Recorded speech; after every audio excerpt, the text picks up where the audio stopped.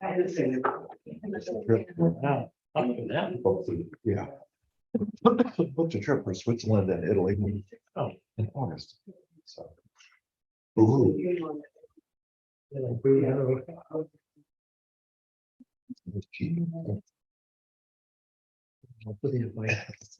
We will rent bikes. Yeah, you're just be on your own. Nine nights over there. It's a great body of life. It's great.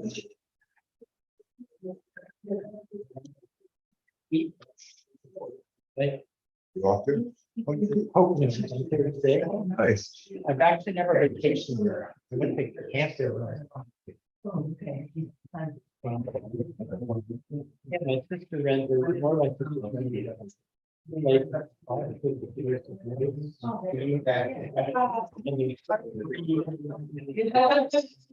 We have. It's kind of a lot. We've got the whole thing. There's a lot.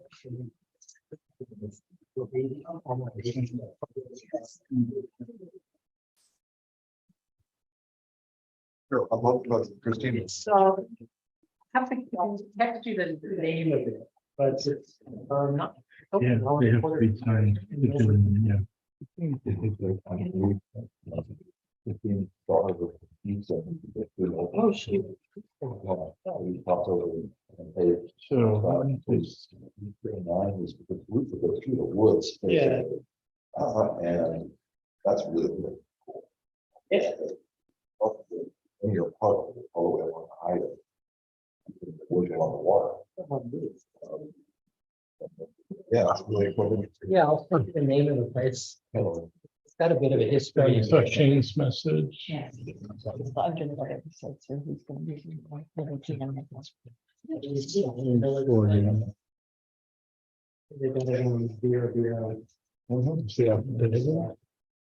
And photos you already have, so we're good. Good Howdy. evening. Hi. I Yeah, don't know if I'm happy to see you. or not. I mean, it's a complicated question. We're happy with. That's all. We're going to submission for, like, organizer to get a. yeah, I'm sorry. That was nice. Increase funding for. Not you. the libraries.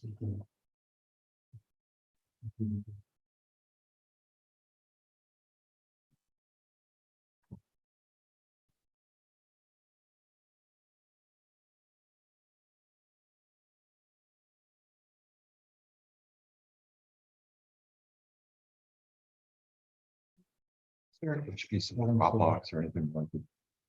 What can I do with the pictures I took? I can't just email them digitally or should thumb drive or what? It's a little late now, but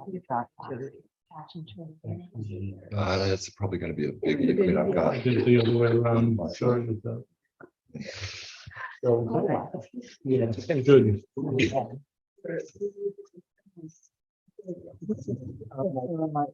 Mike, I'm gonna ask about Okay, that. when we get which is the vision. Number 20. Library, I think library on the government. Yeah. but we Yeah. signed it. I am.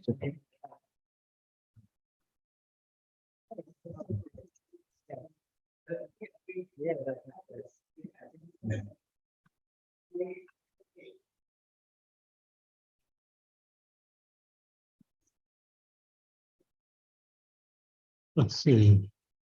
Any sign that Shane's? Okay, terrific. Are we live and can we start? Okay. Good evening, everybody. Welcome to the regular meeting of the Design Review Board and Historic Preservation Commission of the Village of New Paltz. Meeting this evening, June 12th, 2023, with the meeting opening at 7:03 p.m. Welcome to everybody who's in attendance. I think we can defer approval of the minutes, if that's okay with everyone, till things are a little quieter.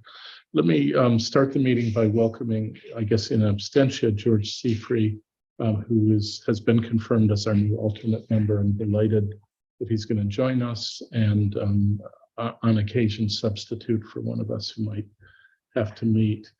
I think that was a specific time given for the public hearing on the Ann Oliver House.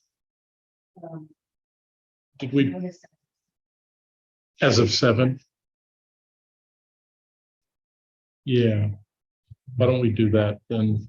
Okay, so the public hearing will follow briefly. Bill sent some updates, which I'll share with you in summary form.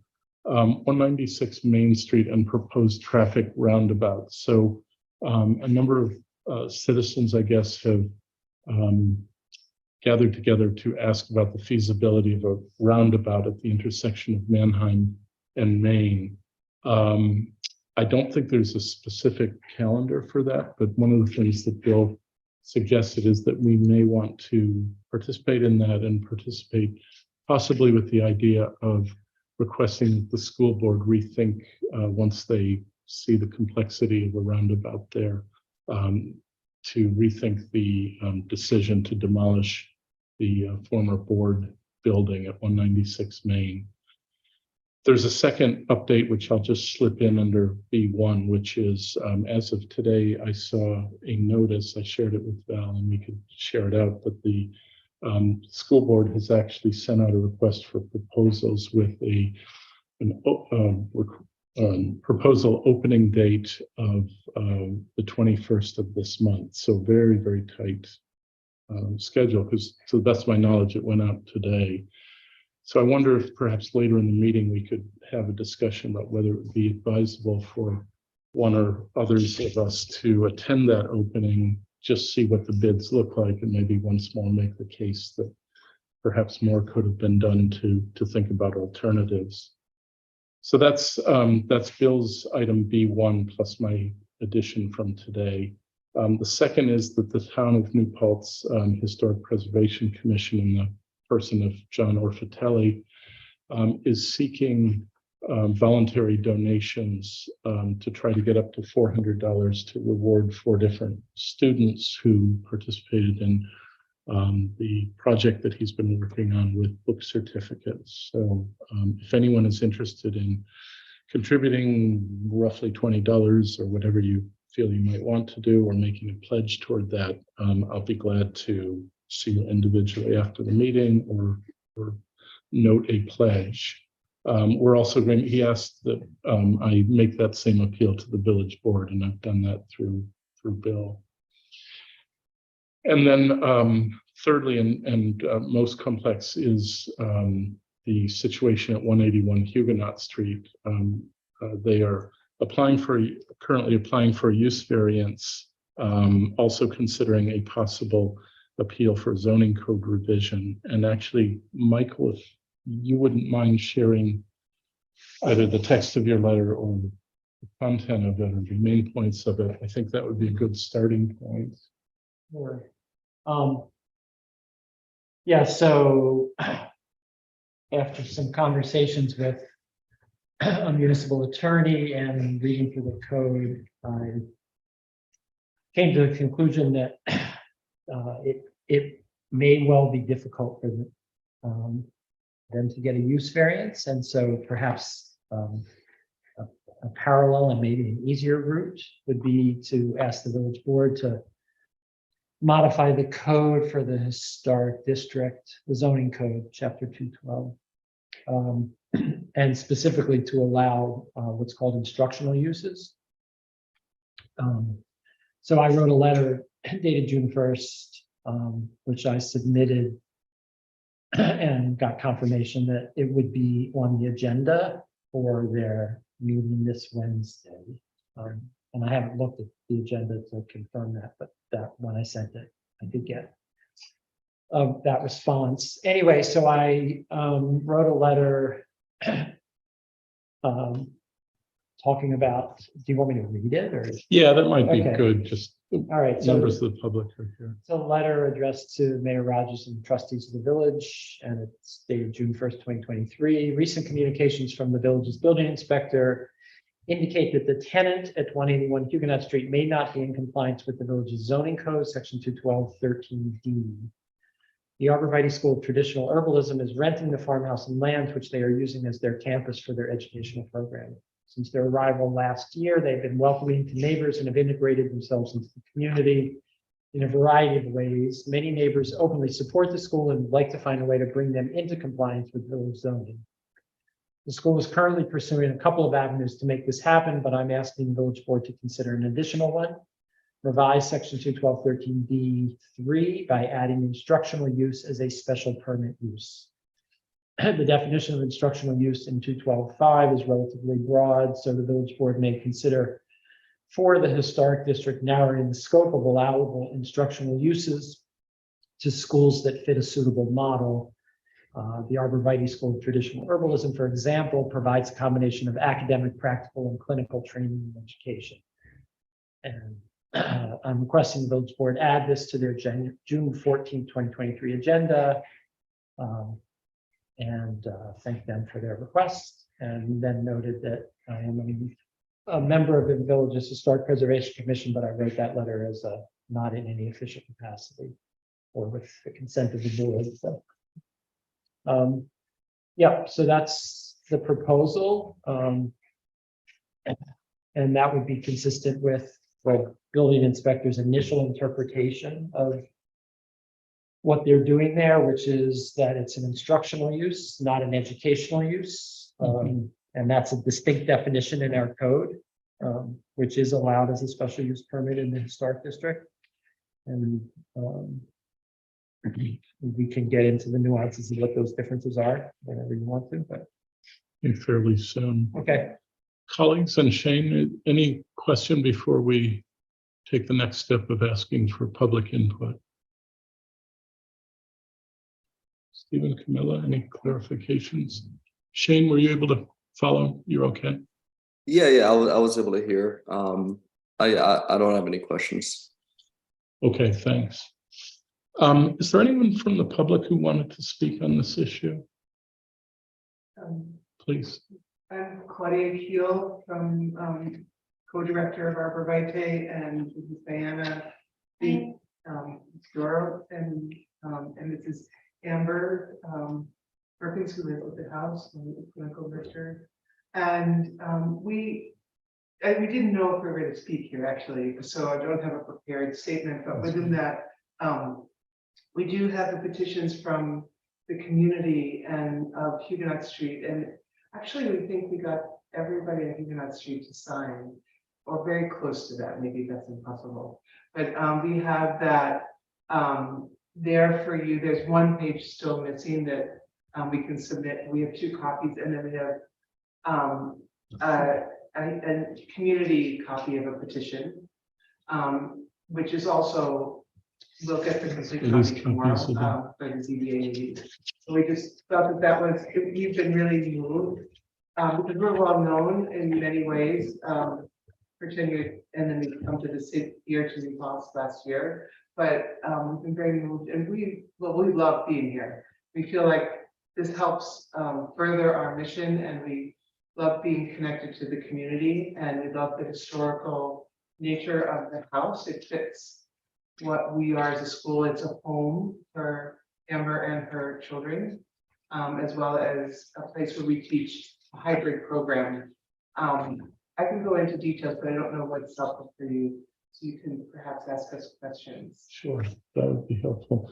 This is the first chance I've had to see the petition. So could you describe a little bit how the petition came about, how it was circulated, what the reach of it was? Yes, actually, it was the initiation of a couple of neighbors, Judy Mage and Michelle, and maybe you want to speak to that. Yeah. I just said Riddle, Michelle Riddle. Yeah, Michelle. They felt pretty strongly. They felt very happy and grateful that the school is there, and that my family is there on the property and taking care of the land and offering health clinics and classes and various things have a really, strong desire to, give back to the community in whatever way possible and educate about the land that we're on. So Michelle and Judy took initiative to, kind of make this petition and, get signatures of people who live in the immediate area, and then it extended to community, as well in New Paltz, and then I believe, we created an online petition, that also, includes signatures for many people who the school has just, had an impact on, and students who moved up here, because of it, or started businesses here, or supported the community in different ways by, I mean, as a whole, in New Paltz and the Hudson Valley, they, you know, coming up here for classes and staying here, and so I don't know. Thank you. And that the online version of the petition, does it have the same, I assume it would have slightly different wording? It has the same wording, Okay. as the community one, but actually it was sent out initially. It started for some people on Huguenot Street who hadn't got to the paper when they were out of town to sign it. So they're, we can send that to you all for your records. But it's basically some Huguenot Street neighbors commented about our school because there's no comments on this petition. But we have about 240 signatures, and we just started, you know, we did it on Thursday, last Thursday, when we were, it went around really quickly without us doing anything. So that was really incredible. And would it be fair to say that that's not really bound by residents on Huguenot Street? That's anyone who's come in broader contact with the It school. has a number of residents on Huguenot Street and a number of residents in New Paltz, but it also includes some of the students who found out, but also people in the community of Ulster and Hudson Valley that found out. And that's, you know, not us advertising it, it's just by word of mouth. Okay, great. I think the initial thing was to, you know, make sure that the people on Huguenot Street in that immediate area were feeling good about what's happening. And the original petition. Great, thank you. Yeah, and this is what I didn't actually tally up the names, but we're north of 40, aren't we? Okay, thanks. As you probably. Oh, sure. Are you willing to come to the table? It's mostly just about proximity to the microphone. I was going to characterize our role in the situation that you're in, and I'm certainly willing to be corrected, but our purview is pretty narrow. We are charged village-wide with preservation of historic structures, and on Huguenot Street, as you well know, you live in a historic district, and so our purview is that. But the purview is really limited to architectural changes and decisions. So there isn't, I mean, we're not a body that would decide this issue or even really comment directly on Michael's suggestion, but I think that there is something we can probably do, which is consider the historic architectural impact of your presence on Huguenot Street. I suppose that's something that was on the mind of people who are willing to sign. And with that caution that we have a very limited purview, I wanted to ask, as you all think about the future of the school, can you imagine a scenario where you would want to expand, create an addition, create another structure? Is there anything that strikes you as not fitting the current or the future uses? Well, to preface it, the school, one of the reasons we came there that was so amazing for us is it just fit everything that the school needs. And the school's not going to get larger in the case, the house is a big house, so it's not, even though initially it was a family house, it wasn't even used by the Jewetts, but just a little part of it, if people knows. So there's been that challenge, I've heard at least for many people. So that we wouldn't want that because we just think it's as perfect as it is. So the one thing we want to do is to farm the land. There is, and there's a number of pieces to that, and there's the big barn, and there's might be some place we were talking with the easement for options with farmer housing that might be on Huguenot Street Farms within the easement, but that's not within the historic district. That it's would be, as far as we have. So we don't have any. Portion of the land, That's correct. most of the don't- land is in the town, Yeah, and it's our not. purview would stop at the village line, correct? Yeah. Can I comment Yeah, as of well? course. So within the house, I just want to say that we cap our class sizes, so we don't expand in the sense of students. We are very fortunate to have great enrollment, but we do cap each class size so that all of the rooms that exist as they are right now within the home fit. And so we have 2 rooms within the home that are strictly for instructional use. And then Amber and her family use 3 bedrooms and then kitchen, living room. So the outside of the home and the inside of the home do not need to change to fit the school's needs. Yeah, we want to emphasize that because actually even if we had the option, we wouldn't do that because the kind of instruction that we offer is small scale and very personal. To say nothing of the fact that you don't own Yeah. property, right? No, I know. Actually, There's a whole- there'd be another layer. Yes, but I'm just saying, like, if we did, all these other things, it's just not what we would do as a school. Well, thank you. I hope you can see why I'm asking that question. That is something that we'd actually get involved with, and the answer is never no. I mean, if Yeah. your circumstances were different and you could imagine a wing being added, the answer is never no before we get started. But the answer is, our purview is to make sure that that's done with historic sensitivity. Yeah. That's the main thing I wanted to ask about colleagues. No, I don't really have any specific, I mean, I've had a chance to talk to them a fair bit, and to me, it's sort of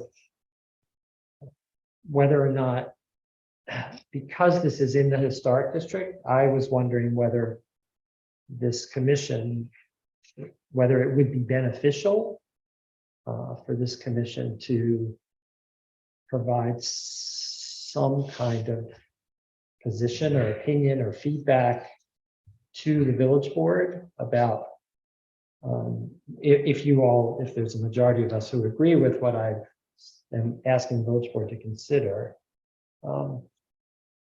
It was a question sort of whether or not we would want to either elaborate on it or somehow or another, give some context about the historic district and why having instructional uses might be perfectly acceptable under a special permit use, which means, of course, that the planning board would still be reviewing any application for that, but it's a different set of criteria than a use variance that the zoning board of appeals looks at.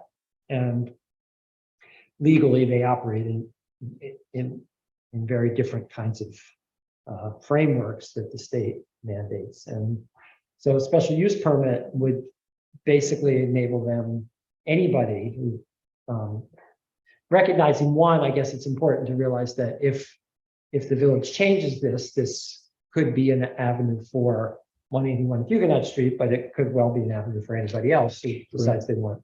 And so that's sort of the cautionary part, is like, how do we construct it in a way that will continue to respect the intentions of the historic district, but still allow this kind of use to occur. I'm in favor of that, or at least having that discussion, whether we can take a position or provide some kind of context. Mhm. ahead of Wednesday. I mean, there is some time sensitivity to this, so I think, Yes and no, I'm sorry. well, I But- think just ahead of the village board meeting on Yeah, I mean, Wednesday.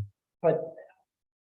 Yes, but they're not gonna, if they're gonna change the code, there's a process and For there's sure. a public hearing, and so sure. there's a couple of months, so we don't think if we agree that we would like to do something, we don't necessarily have to have a fully formed sort of opinion by Wednesday, other than to say, we think this is something they should pursue, and we'll have more to say about it, within whatever, the month or so. That's fair as well. Camilla, have you thought?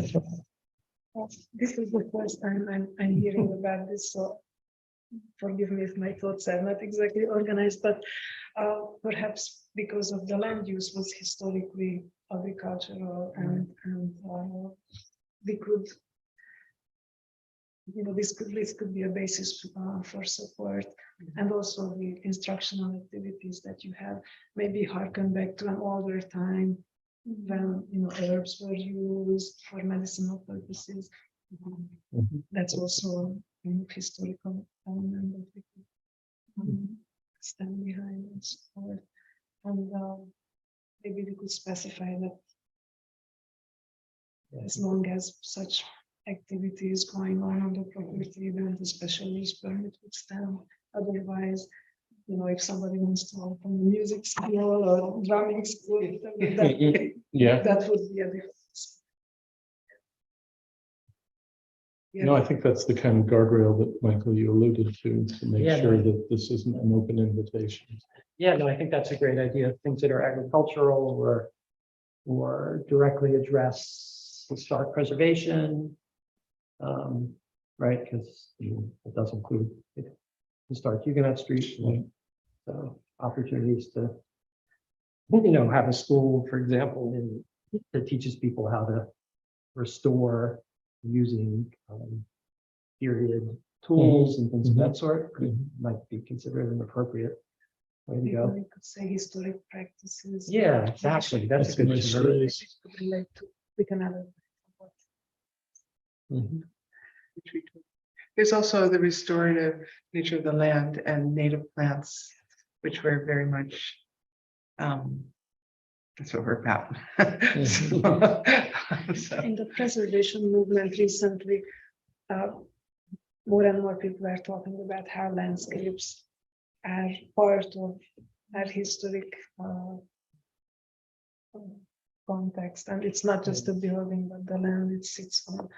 So either returning it to its original state or original use is important to historic preservation. Stephen, have you thought? Well, I didn't get a chance to sign this. I do live on Huguenot Street, and Michelle Ritz had walked by after a parade recently, but she didn't have the paperwork with her. So she didn't, not unanimous. so she didn't get back to us, but, no, but I think, Michael, your idea on, providing a bit of information, would be great to give help for us to give a little bit of context to the boards. So, Good. yeah, I think it's a good idea. Shane, do you want to weigh in? I mean, this is the first time I'm hearing about it. I mean, I don't know, just looking at this through the lens of I guess of what our board is about and what we're tasked to do. I can't see any issues with with the current use. So yeah, that's basically, I mean, I'm wrapping my head around all this because it's the first time I'm hearing about it, but I mean, from like a historic preservation standpoint, I'm not seeing any issues with with I guess how the building is presently used. And in terms of like a future expansion, we'll have to react to the drawings and and all that when we see it. But yeah, I guess I don't really have any further questions as of right now. Thanks, Shane. I should just explain, Shane's a regular member who doesn't feel well and didn't think bringing whatever he has into the meeting was a good idea. So thank you, Shane. I'll just say as well, I think that we could take two positions. I find the petition very persuasive. It seems to me, due diligence was done to check with the residents of Huguenot Street and people who live nearby. And then there's the online version that's further testament. So I kind of see two options, or maybe a scale of things that this commission can do. One would be a kind of maximal response, which may be stretching what we really are, which is actively to advocate for the position. But I find no problem at all with a more minimal approach, which is to kind of use the logic that we often use in applications that come to us. Does this change, and we usually are talking about architectural changes, create any hardship or cause any harm? And I can't see any way that your initiative does that. So in the spirit of what Michael's suggesting, I think that we can suggest to the village board as a first step that Michael's proposal is a worthy one, that the code could be looked at a little more carefully. This distinction between educational and instructional to a layperson sounds like, details that only lawyers would understand. But I think certainly Michael has a point there, and I can't see a use. I can't see a situation in which harm can be done under the circumstances that you're operating. Secondly, I'm also with Camilla that there are a number of things that gesture in the direction of preservation and historic sensitivity. They're not necessarily architectural in nature, but they are part of that larger fabric that we're talking about. So I would be quite in favor of taking what may be a preliminary position, and it could be simply endorsing the letter that you wrote. It could be adding, it literally could be one sentence. I think I would actually lean in the direction of endorsing that with some of the context that Camilla provided and we just talked about. With, I guess, the wording to be worked out very quickly after this meeting, but I did take some notes. Does that seem to move forward? I think we probably should vote on that. So let me say specifically, I'm proposing that we support the letter that Michael wrote and suggest that the village board think in those terms, and that we in effect declare a position of no harm to the community and to the historic district, and that we detail some of the reasons that this could actually be a positive benefit to the street. Thank you. I'll second that. Any further discussion, comments? All those in favor? All right. And we've got Shane's vote, so that's unanimous. We'll make sure you have a copy of that. That letter is going to happen really quickly, so it's not going to be a tome, but we'll have that ready for the village board. And as things develop, it's quite possible that you might want to come back and maybe have another conversation. Just bear in mind, our purview is pretty limited. I'm very grateful. But just one clarification, because we have our meeting with the ZBA tomorrow. Okay. And it's going to also be on the 11th, but that's a public comment. And the ZBA in our first meeting particularly mentioned and asked for the if this both Huguenot Street and also the Historic Commission the support. Okay. I don't know if that's a separate thing that you vote, if that's all connected. Is there any objection to directing this letter to both the ZBA and village board? No, not at all. No, we should copy the planning board as well. Yeah, let's do it. What did they want from the historic preservation? Do you remember what they said? I don't remember it, and I don't know what they would want, just this, but the comment alluded to the support or the, so, but that might mean a number of different things in the way you do that. I think that probably describes what we're talking about, because the ZBA would know the limited nature of our purview. Yeah, they know that they still make the decision. They do indeed. Yeah. They do indeed. But were the village board to pursue Michael's suggestion, Yeah. that might actually change the dynamic there. This is great. So I will make sure that they have that for tomorrow. Thank you so for the much. late night. I hope not. It's fine, I I will hope take- not for you. Um, Could I ask for just a practical thing? Val, did you get all last names? Okay, so we're, okay, it's just a matter of giving the public record. Just have one more question. Did you talk to anybody from historic Huguenot Street? We did with LaSalle. And LaSalle, they just opened up and then they were gonna talk with their board. But the one thing that she said was in the conversation, but because I was asking for a formal support but they said, you know, the thing that is the most successful thing that they offer at Huguenot is when they have botanical walks at Nyquist Sanctuary. And that's what people are interested in, the history of the plants of the area. So she thought in just the initial, because I was introducing ourselves there to her, and she said that fit, you know, and then, but she hasn't given the formal support yet because she was going to have a meeting with the board. Yes.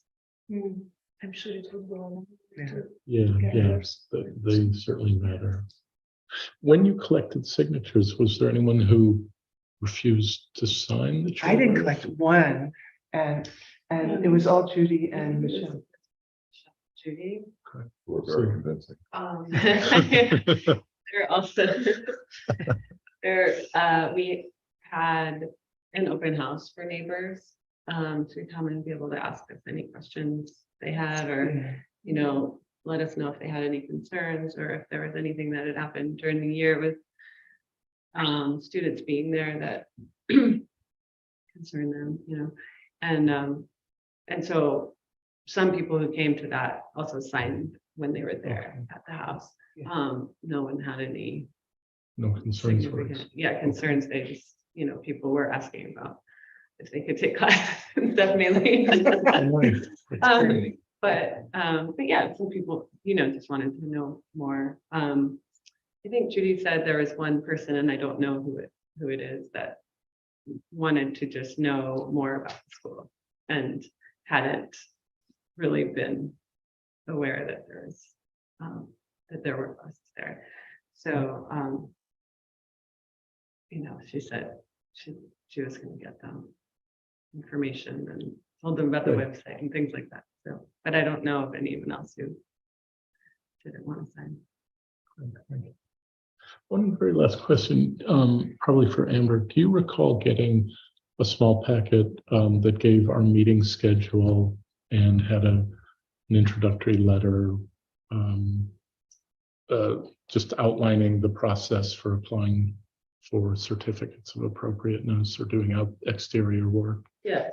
So that came. I don't remember a full packet. Perhaps there was one when we first moved in. I remember I did get in the mailbox the certificate of appropriateness application for, you know, landscape changes. And I did fill one out for an herb garden. Yes, okay. And that was sort of, so and we just wanted to be in full, you know, compliance and make sure we were doing everything correctly. And the herb garden that we'd like to have is, you know, just a learning garden. People can see how the plants grow and where and they look like, and but we haven't started that yet. But it initially, I think, was approved, but then It was actually zoning- approved by waiver. That's not Yeah. significant enough to rise to our Yeah. scrutiny. I'm just wondering, Valerie, if maybe, do you have extra copies of the annual mailing? Okay, and then another one should have, but would have probably gone to the owner in February. Yeah, I can look back. That would just be a good thing to have on hand, because while we have you here, any exterior changes Yeah. to the building definitely should come to us, at least as I mean, some of them are what we call, like for like replacement. And that's a different process, but other things would need review. But I'll ask Valerie. So the herb garden was not much of an issue or at all, but and there's one thing I just wanted to ask, the owner put new stairs on the front of the house and they're not painted. I think they're treated wood, are they not? It's not treated wood. I don't think Oh, so. okay. I was curious yeah. if that's something you should Will be- put in. I was being very delicate about that. That's exactly what I'm talking about. So you just outed me, but that is an example that should have come to us. Oh, okay, so So, that didn't come to you. yeah, He also put a new roof on, but it was just replacing, repairing. the usually roof. those are like for like, but those also, we just need to have a conversation about what like for like really is, because that to some people is a much more elastic idea than. We'll be very aware of that. And, we didn't do it, either of those things, but we will be very aware of that. Thank you. Everybody on Huguenot's streets held to the same standards. Yeah. Several people at this table have been through this.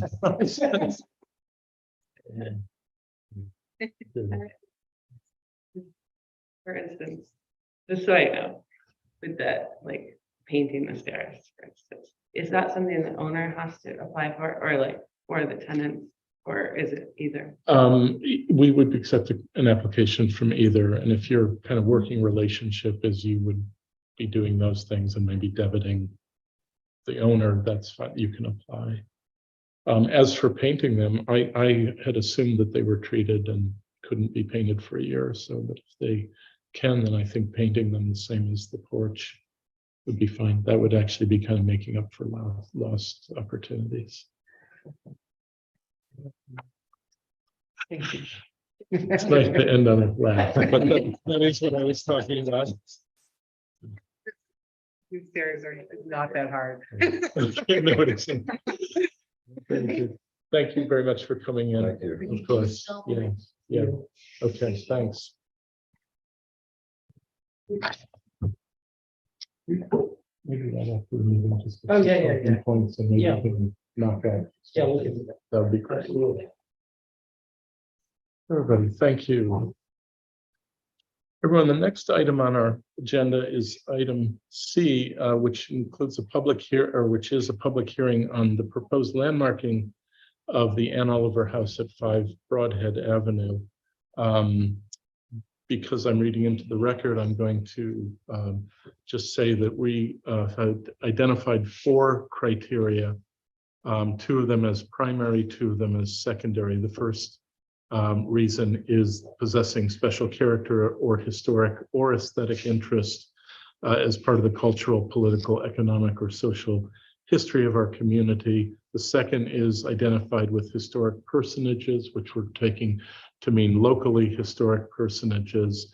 And then secondarily, embodies the distinguishing characteristics of an architectural style, specifically related to one of those historic personages. And last, has formed because of its unique location and or physical characteristics, represents an established and familiar feature of the neighborhood that's now Broadhead Avenue. Colleagues, if there's no objection, we can open public hearing if there's a motion. I so move the public hearing be open. Seconded. All those in favor of opening public hearing? That's unanimous. Thanks. Is there anyone from the public who wishes to speak on this issue?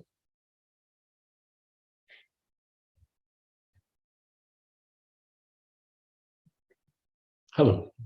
Hi, Scott. Welcome. Nobody's online, Bill?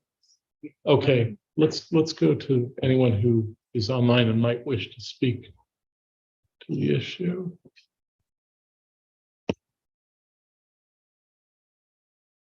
To our online guests, we would welcome any comments from the public.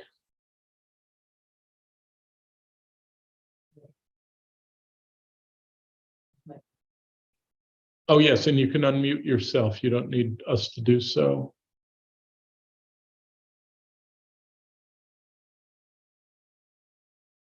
Okay.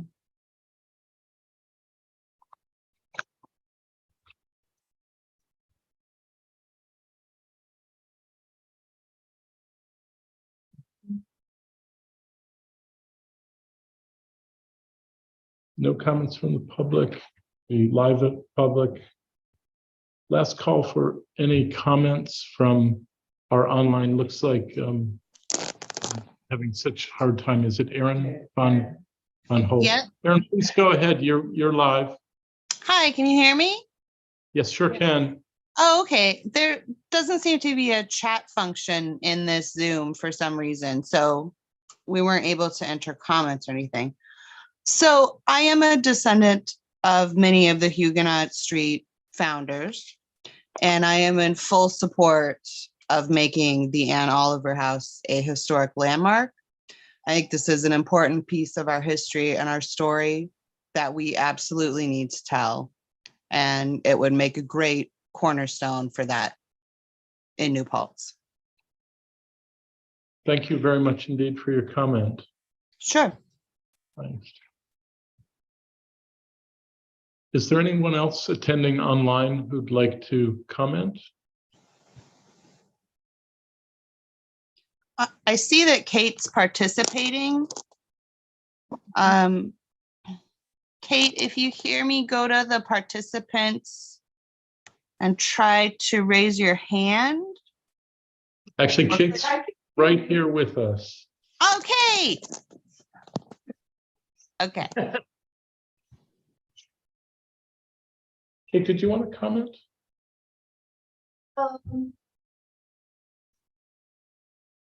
Not much other than what was put in the document that was sent to you about the historic quality and what bringing the house back to life, both as a testament of the ongoing Black presence here in New Paltz and as an anchor for the Black community that is currently here in New Paltz and the one that we will be here through the future, so that all of the residents of New Paltz will have a sense of incorporating that too as a part of the story of this village and this area. One of the things that we're discovering, which is really fascinating as we start to do some research into the area, is that the Oliver family will prove to be a lens to learn more about African Americans in Ulster County, not just here in New Paltz. Thank you. Thanks very much, Kate. I think maybe last call for any comments from the public. I'm sorry.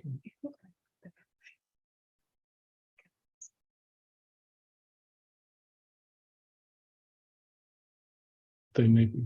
Val, could we see the guest list? I think we're audible to everyone, so that may just be a choice.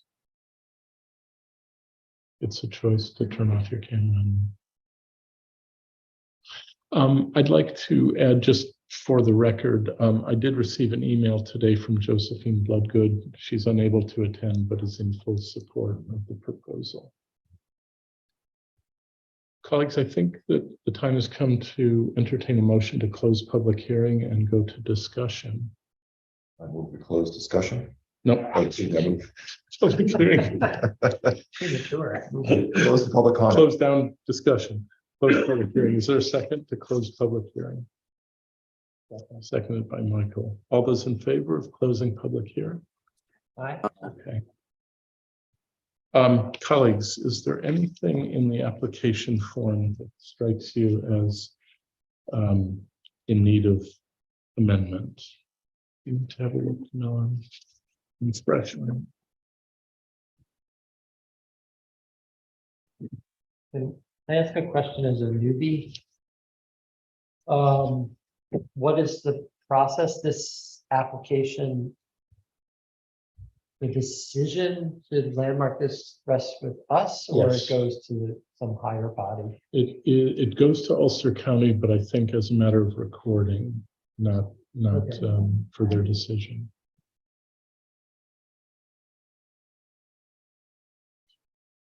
So we can't actually do it. Yeah. Right, so But the decision rests Right. here. Okay, it's not at the county or state level. no, it isn't. And it would be obviously reported to the building inspector as well. Right, And I think what happens there is that the parcel is then sort of tagged or flagged. Should, a building permit request come in, mhm. which in this case is inevitable because of what's needed. Okay, thank you. Sure. Is there anything anyone thinks would correct or improve the application form?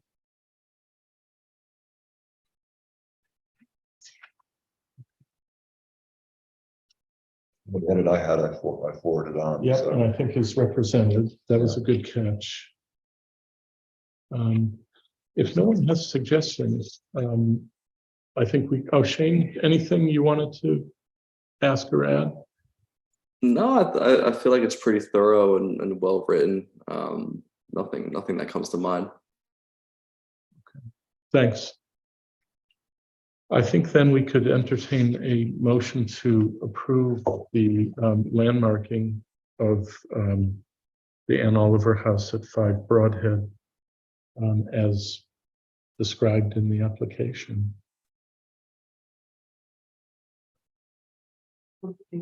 Are there any near future plans to start restoring it and refurbishing the house so that it's, because inside it's not a house? It isn't a house.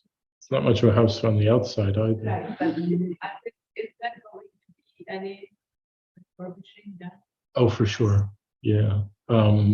The Margaret Wade Lewis Center and the village are both actively pursuing grants that would permit that. They've engaged a pro bono architect as well. Because I think until it's actually restored, it's not going to be of much interest for people to come and look at it. Really. At least we'll have a meeting Yeah, and at the moment, there isn't that much, but I will tell you that people do look at it because there is a Jacob Wynkoop tour of houses that were built by Jacob Wynkoop, which is done by Historic Huguenot Street, and that house is included as part of the tour. So people are, yeah, you don't want to touch it. This yeah, point. okay. Yeah. Does landmarking facilitate access to grants? Yeah, Does it open up that's the hope. that? That's one of the reasons we wanted to move Right. this along. Okay. It should open up some channels that wouldn't be otherwise. Okay, great, thanks. So I think where we left it was a call to move that we approve. I moved that the, oh, go ahead. Okay, I move to approve the application to dedicate the house as a historic landmark. So second. Before we vote, I want also just to say for the record that the signage and the neighbor mailings were conducted according to the law. So that has been done and an affidavit's been deposited with that. All those in favor of landmarking? That's unanimous. Steve seconded. Okay, and so those minutes will be excerpted and attached to, I guess, a letter or memo to the county. Thank you, Kate, for coming. Thank you for attending. Just want to leave these with you. These are invitations for next weekend. Thank you. Thank you, Kate.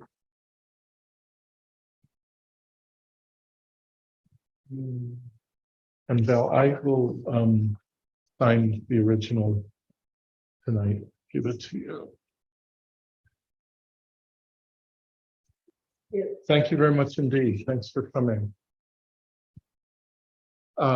Let's move on to part D of our agenda, which is our first consultation. This is an ongoing project or an ongoing consultation for 137 North Chestnut Street for Planning Board 2011. This is Trail Link, excuse me, LLC, represented by Mr. Scott Arnold and Mr. Nick Warner, project manager. Good evening. Good evening to you both. Thank you for your patience. Thank you for having us. Yeah.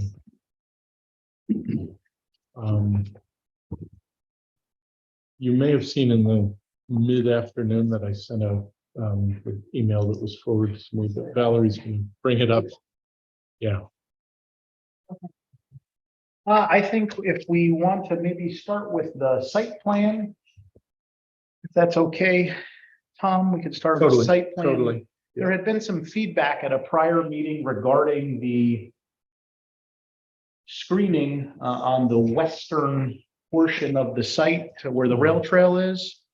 We came in and we augmented that screening and added much more vegetation along that back piece there, as the board members had recommended. So we've included that and incorporated that into the site plan. Hopefully to your pleasure and to the planning board's pleasure. So there will be very limited light penetration that will come through the back part of the property there across the rail trail into the backyards on Huguenot Street. That's the intent of that, to eliminate that, even though there is some topography there with where the trail is itself and there is some berming. We think that this will, really do well to eliminate that, especially in the winter months when there won't be as much vegetation growing in between there. So this will help with that significantly. I'm happy to answer. any Is that questions. evergreen? The majority of that is, and let me just pull up my chart here. Those are.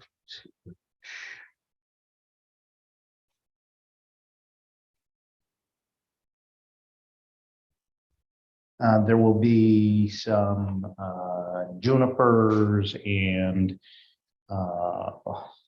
so they make these things smaller and smaller every day. The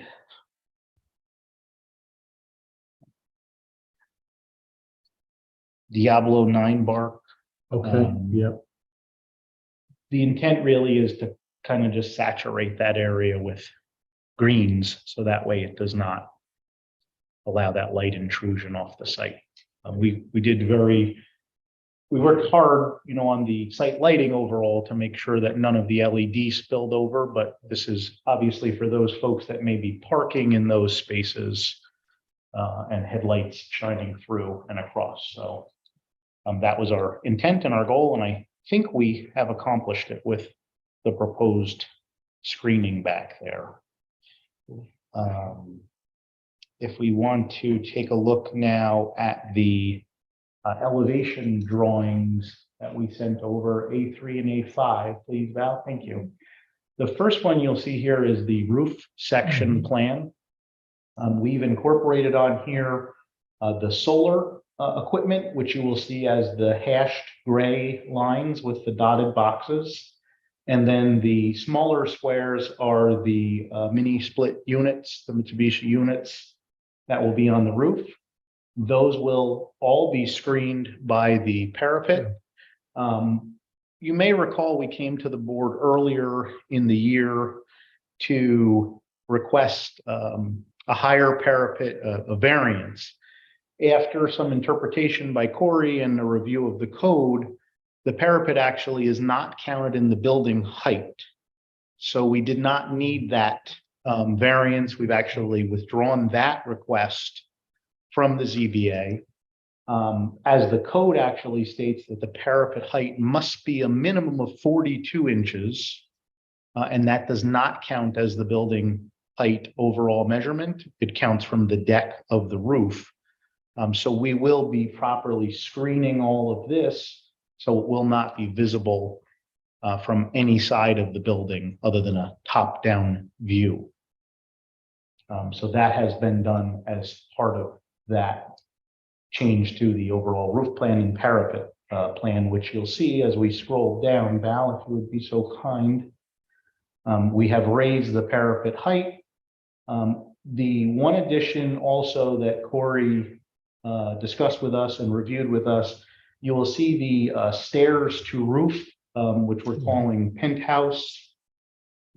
The only reason we call that the penthouse is it's how they describe it in building terms. Those stairs to the roof will only be for the purposes of maintaining the equipment on the roof and for in the event of an emergency situation where we may not be able to evacuate from a window or another area on the building. Residents on that third floor could evacuate from there and go to an area of refuge till the fire department could truck them off the roof, but we don't intend that that will ever have to happen. But those are added in, and again, that stair towering, that penthouse, as AJ likes to call it, AJ Capola, our architect, is also not part of the building height calculations. And Corey, I believe, has so opined on that as his review of the code. So those are the substantial changes to the roof line visuals of the building. We did confirm there was a question about how many over on the windows we had proposed. It's a 12 over window, as the windows are in most cases 32 inches wide. And hence AJ came up with the 12 over. There are some 9 over windows as well. You'll see the narrower windows. That's what's proposed on those single. I think if you actually scroll down just a touch, Val, there might be some better like individual details on A5. Yeah. Okay. Now the one open issue regarding the window trim details on the thin brick facade, we have provided a sample of removing the soldier courses up and down the sides. AJ did not add it back in underneath because we wanted to really discuss with you whether or not we'd like to see a brick sill or more of a bluestone or something different material underneath to create a sill that may be more appropriate for the building than brick. Brick is the standard, as you know, in a lot of brick construction, at least in this area, they would do the brick sill underneath, which we can accomplish. And we've provided as well some detail from the supplier of the thin brick to give us some ideas and concepts of what they've done in the past, what they show in their catalogs. And there's actually a very interesting design tool. I don't know if you got to see that, Camilla. There's a design tool that you can go in and look at like all different projects. So I thought you would like that. It was in the email, yeah. I know it came through late today because we thought everything had sent, but unfortunately, because the size of the files, we had to shrink them down and resend them all to you. But this is the product we're proposing to use. Is made by a company called Glengarry. They are probably one of the largest 3 suppliers of the thin brick material. They have all kinds of colors and choices. So if it's something we're not ready to pick a color tonight, if there's some ideas you had, Camilla, I know you're very good at selecting those things. Oh, good, perfect. So if we might want to narrow it down to maybe 3 or 4, I can ask the salesman to get us some samples and we can kind of put them next to the hardy siding and such. But this kind of gives you an idea of what can be accomplished with this product. It really can be made to look like authentic brick, and you can do a lot of different design elements with it. So we wanted to kind of give you more information to kind of digest and look through, and hopefully, move through the process as we did here today. One of the last hurdles that we have currently is that the village had to do the sewer study for the corridor. And we were advised today by our engineers that Dennis Larios, the village engineer, has reported back that he has a draft proposal. He's just waiting on some final costing. And he's going to sit with Blue and the mayor and go over that, and then ultimately be able to issue his formal report so that hopefully within the next 30 days, we can be back in front of the planning board to complete our seeker process and ultimately, hopefully close our application and finish our application work with them. We do have a small item of business tomorrow evening with the ZBA. As there was 2 sections of the code that spoke to the side yard setback. I don't know if you've heard about this issue or not. One of the codes said that it was a 0 to 15 foot maximum. And that was in the actual written code. And then the bulk density schedule said that it was a 0 to 15 foot minimum. So because of the discrepancy between the two, when we plan the project, because of the wetlands area that we have, because of what the DOT is requesting from us with one entrance in and out of the site, we did ask for a larger setback on the northern side of the property. So we're in front of the ZBA tomorrow night for a public hearing and ultimately, hopefully, a vote. It is a type 2 action, so it doesn't require seeker to be completed. So hopefully we will come out of the ZBA tomorrow evening with some guidance on that issue so we can put that to bed. And I know the village is in the process of moving forward in changing the code so that it's more clear for future applicants. And Corey did issue a letter and opined that if there is a need for a variance or a waiver of those provisions, then the board, ZBA or planning could grant those, obviously. And in our case, it is a safety issue with DOT and obviously a wetlands boundary issue that we have that we want to protect that area. We're required to, but we ultimately want to protect it as well. So those are really the big kind of updates since we've last seen the board, and I'm happy to discuss them more and get some feedback. I don't know if there's any questions or thoughts or initial comments. I'll get things started. Val, could you scroll back to maybe let's just go to the elevation. I wanted to ask about the stairs to the roof. Sure. For some reason, I don't remember seeing that at all. It was not originally on the plan. There was a hatch proposed. Correct. Okay. But when we were in the discussions with Corey about the parapet, he said, we asked about the stairs themselves, and he said they are allowed there as well. And they do not count towards the building height, so Okay. they would not require the variance. So that's why they came to be. It's really a safety issue for servicing that equipment. And God forbid. If there needed to be any kind of an evacuation that we couldn't accomplish, through a window. But the roof is not to be used as any kind of a recreation space or anything like that. It's not proposed, not intended. And that door would obviously be an alarmed fire door that we would be able to bypass to service, obviously.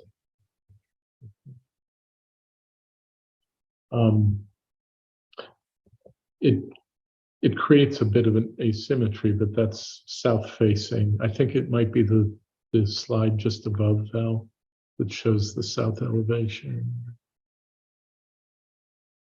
Yep, that's the one. Yes, so this would be towards The west. west side of the site. I guess the question I have, and I don't know if Shane, you have the answer, is I'm thinking that from 32, that can't be seen at all from any human. Oh, let me take a look at the site plan.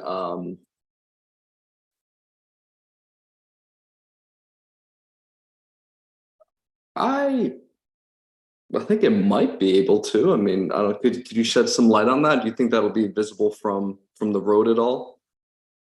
I don't know if it would be completely invisible. Val, could you just go up to just the site plan for one moment so we can, maybe this is a better, this might be a better representation of it. The top of it may be from 32. But again, the heights of those will still be lower than any of your buildings across the street Yeah, at Village for Arms. sure. So I mean, that is just something to keep in mind and consideration. Because the parapet height is now going to be 42 inches above the finished deck of the roof. Right. And that obviously will extend up higher than that. I think there is a drawing that actually shows the elevation of how high the top of the stair tower will Yeah, that would be. be, it's what, maybe another 5 feet? I or- believe. Oh, I think value just, Yeah, one up a little bit, just a touch more, and if you could zoom in, Val, to the left. it's in the hand side upper of the left screen. corner, 510. 510. Okay, so an extra. So 16. you may see that standing up. Yeah, I don't think, certainly I don't have any worry about seeing it from the south side. Everybody can figure out what that is there for. From the east facade, I don't think you can see anything from street level. I think you probably do from Village Arms, but. fair Yeah, you may enough, from those because upper it rises floors. up. Well, even the land rises up. So that, We pull up the street view, Val, if that's not too much trouble. I think it may be, yes, right there. Yes, so. it's not showing. It's not shown, may just be because of the setback, but I'd have to get a perspective on how deep and where you're standing, obviously. I don't think you will see it from street level. I don't think so. I mean, certainly not on the west side of 32, the Right. sidewalk side, no way. And I don't even know. So I don't want to dwell on that. The other thing is, we probably can have a good discussion tonight about the sill options. Okay, great. I don't know if it can be determinative or you want it to be, but did anybody else want to comment on that stairwell to the roof? Yeah, if I may, I mean, I realize it's kind of tucked away in the, away from the street facade, but I feel like it might just design wise, it might be nice to kind of set, like, I don't know, pull it back a little bit. I know that affects the floor plan, but even if it's just like a foot or so that it's not the same continuous siding going up the exterior wall, I feel like it kind of brings it into the facade. Like if you could have the horizontal, like I guess like coping or top of the roof continue across and like a little bit of a return and plan to kind of pull it back just a little bit visually, and then maybe the exterior walls of the stair massing above the roof can just be some kind of like white stucco or even just white siding to kind of make it. I know it's not going to disappear, but it might just I don't know, it might make it a little less visible. And I mean, I guess that's not really in our purview if you can't see it from the road, but I feel like it's the only kind of anomaly, like piece of siding that kind of sticks up above the that kind of continuous horizontal plane of the coping and the cornice. So just a thought. I think that captures what was troubling me, is that it's on the same plane. Sure. And so if it could, Shane, were you thinking just a foot or two? Just Yeah, I mean, somehow- and a foot might even, I know a foot is all, it doesn't sound like a lot. I know it is a lot in the floor plan. So, I don't know if the stair can be pushed back, or maybe, I don't know if the wall assemblies are different enough in thickness that you could have the stair in the same location and the exterior wall finish is pulled back a little bit from the, from the plane of the wall below. Even, I don't know, any kind of visual break so that that horizontal can continue across, and in a way that looks believable and is not just, just kind of, brought across like a few inches. If that makes any sense. Like what is you may not have this answer, but like, what is the depth of the parapet? Is it like a foot thick? Is that the thickness of the exterior wall assembly? or the parapet. Width of that wall, Shane? Yeah, If we scroll down a little, Val, I think there is a side detail of the, maybe up, I'm sorry. There should be a side detail measurement of the design here, possibly. Yeah, up right on the top roof section there, can you just zoom into that right-hand side there? I don't know if AJ has a Yeah, there's some. left or right on that. what's the exterior wall assembly? I mean, Uh, I don't know. I mean, I guess we could probably assume it's around 10 to 12 inches thick, maybe a little less. Yes, yes. And I think there's a further detail down on the width of the parapet as you come down, Val.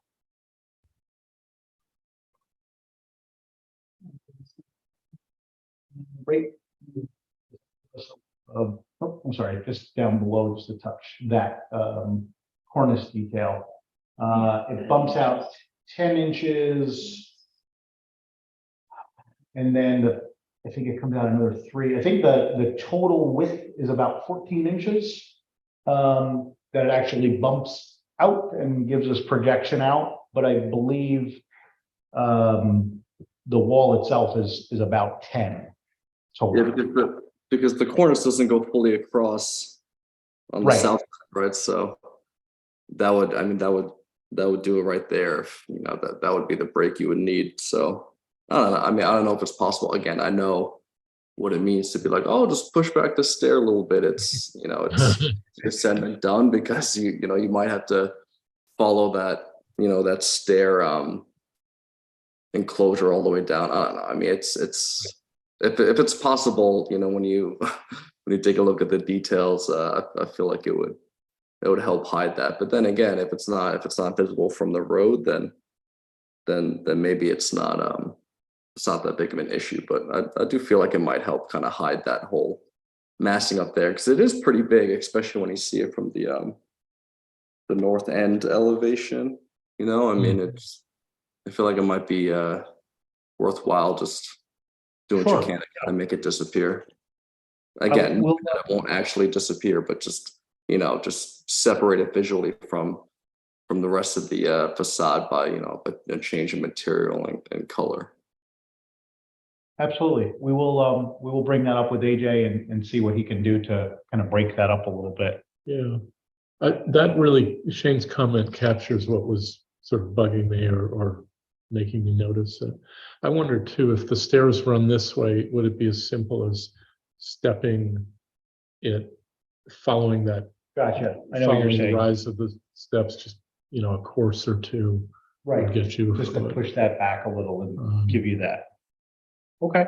Yeah, we will discuss that with AJ and get his thoughts and suggestions on that. I'll say too that I like what I'm seeing in the detail of the cornice and the bracket work. Just that little bit of extra contour definitely beats some of the things that we have seen. I've seen in the Yeah. past. Sure. Yeah. Great. Okay. Did you want to go on to the sill? That would be fine. Did anybody want Unless to there's speak anything else before we get to the sills? So I'll just say, I mean, I think a brick sill and a bluestone sill are both highly acceptable. You know, I think we're definitely interested in getting depth, depth, profile, you depth, know, right? some return. Not the flat, Yeah. smooth like we have on some other buildings. And I think that can be accomplished with that. Does the, it's Glengarry, do they make a full brick that complements the thin brick? They do. If we go to that chart on the end there, Val, if we actually scroll down, there should be a whole selection of colors that both cross over to Okay. a full and to a thin brick. I mean, I'm assuming that the recommendation may come out that we would like to use a traditional red-ish brick, a red satin brick. Yeah. It's not something, one of these, white style bricks or anything like that. I think we want to kind of keep it with that traditionalist Hudson Valley brick Yeah. thought. And there's some really cool with like these restore colors. You can actually make the buildings look slightly older if you want and slightly more period. So realistically, I think once you folks have a chance to kind of go through and look, and I know Camilla is always the best at giving guidance on this, we can take that and then maybe match it up with a siding color, and then we can get some real samples and then just get a final sign off on colors like we kind of did together on Yes. Mexican Kitchen, so. So as not to kind of, require eating up more of your time each month for little details like that. But yeah, I personally like the brick sill and the brick top myself. But ultimately, it's your recommendation that we will listen to. I think at least I take the position that if you're not asking for something that's really ahistoric, then the choice really is yours, but we're here to consult and help. I know Shane always has good feedback on this. Shane always too, has so- good feedback. So. Yeah, I no, I mean, was just, what's, Oh. sorry, what was that, Tom? Oh, I was just going to say, broadly speaking, I mean, is there an effect that is gained by a bluestone sill? Is there an effect that's gained by a brick sill? I mean, I feel like a bluestone sill you typically see more with like stone buildings. That doesn't mean that you don't see them with brick also, but if it's like a very light colored bluestone, or I mean, I guess sometimes maybe it's more of a precast concrete or like a limestone sill, you might see that more traditionally with brick buildings. But my question is, like, what is the material of the keystone? Because I feel like that might I feel like whatever that material is, if you're not going to do a brick sill that matches the other bricks, then maybe you would match what that keystone is going to be. Sure. We're not wedded to any specific color or material for the keystone yet. That again was just a design concept. That could even be replaced if we did not want to use a keystone, and that could be brick across and brick below as well. So we haven't like finalized that detail because we really did want some feedback on that. We did not want it obviously to look like another building here in town that has thin brick and has a no profile cement, product that mimics a bluestone. We don't want to look like that. We want it to look like, there's some substance here. So, and there's actually in the email itself, there might be some photos, or we can click on that link, Val. Gotcha. Okay, no worries. That one there. Control click. All right.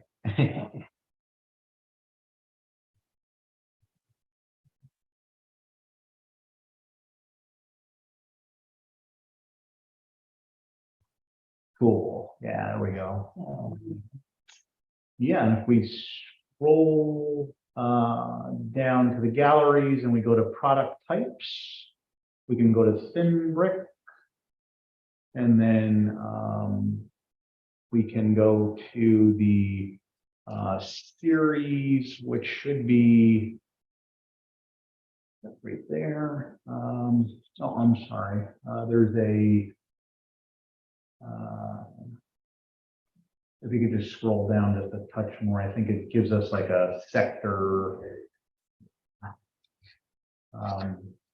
This was kind of what I was saying. There's like so many great resources on their website of ideas and concepts. But if you get into the more residential type looks,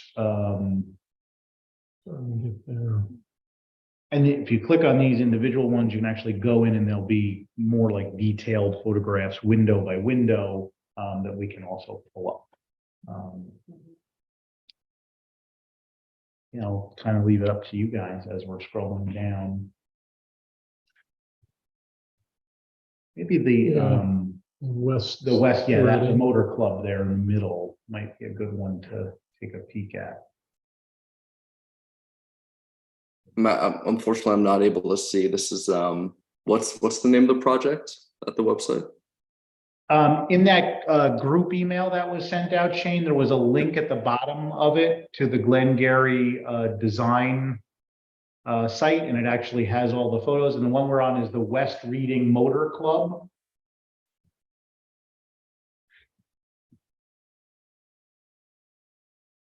Consisting of 83,000. Pulling that up now.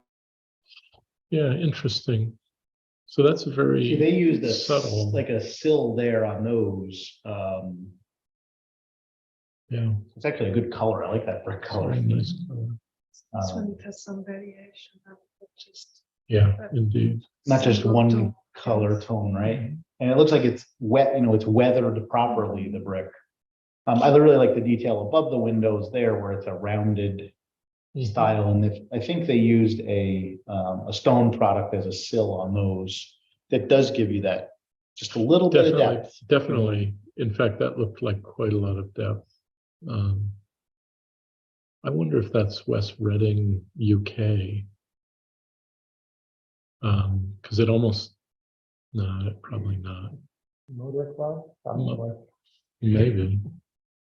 But that's a very subtle, that image actually, that last one shows a very thin sill that creates kind of an industrial look, I would say. I think it'll be the next slide or two that.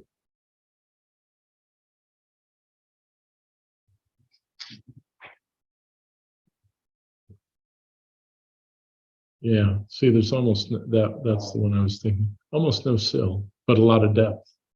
Right, just a little bit, and then, but the window is set back in. Yeah. How do you, I mean, maybe we should put the question back to you. I mean, this is a well-designed building. Do you have a vision for what these windows, what you want the windows to look like?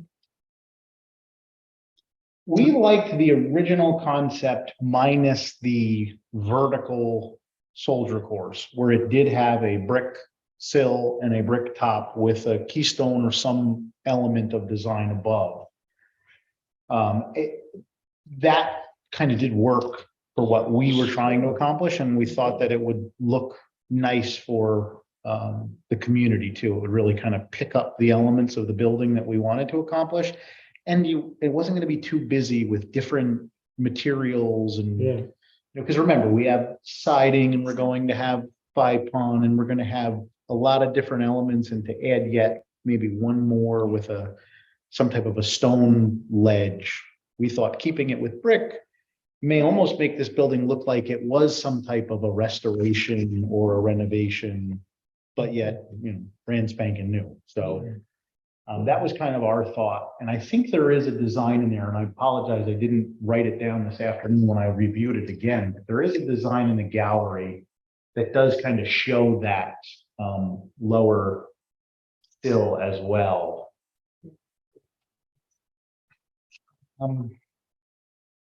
It might be the Jutland Square project. I'm just Okay, I throwing think, it out there. Maybe not, but it does so show something similar to what you described. I think it's Jutland Square. Jutland, yeah, Jutland Square. Maybe, yeah.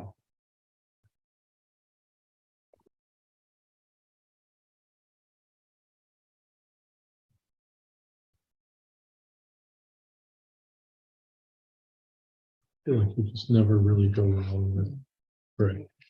It's such a beautiful material. It might be in the, if you go back up a little bit, I don't know if we have the full page of the. Yeah. Sorry, Val, to have you. West Reading makes the point that soldier course was not the right way to go. Just you know, to me, the cleanliness of the, This vertical one, yeah, no. just not needed.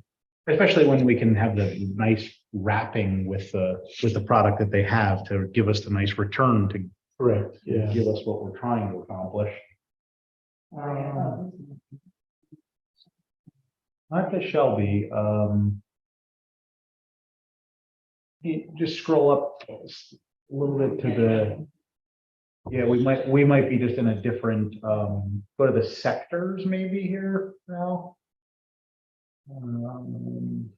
You could Even the search resident- projects, but anyway. We click on the residential, that might give us a better setup. No, that should do it. And then I think maybe that'll give us a better choice of selections here.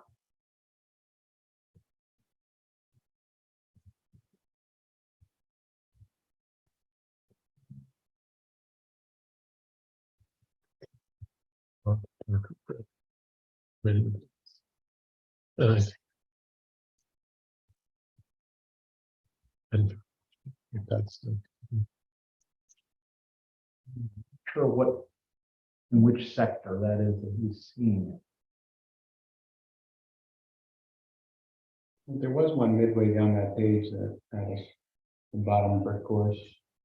On the left side, yeah, just further down. You know, if it's clear, you know what I mean?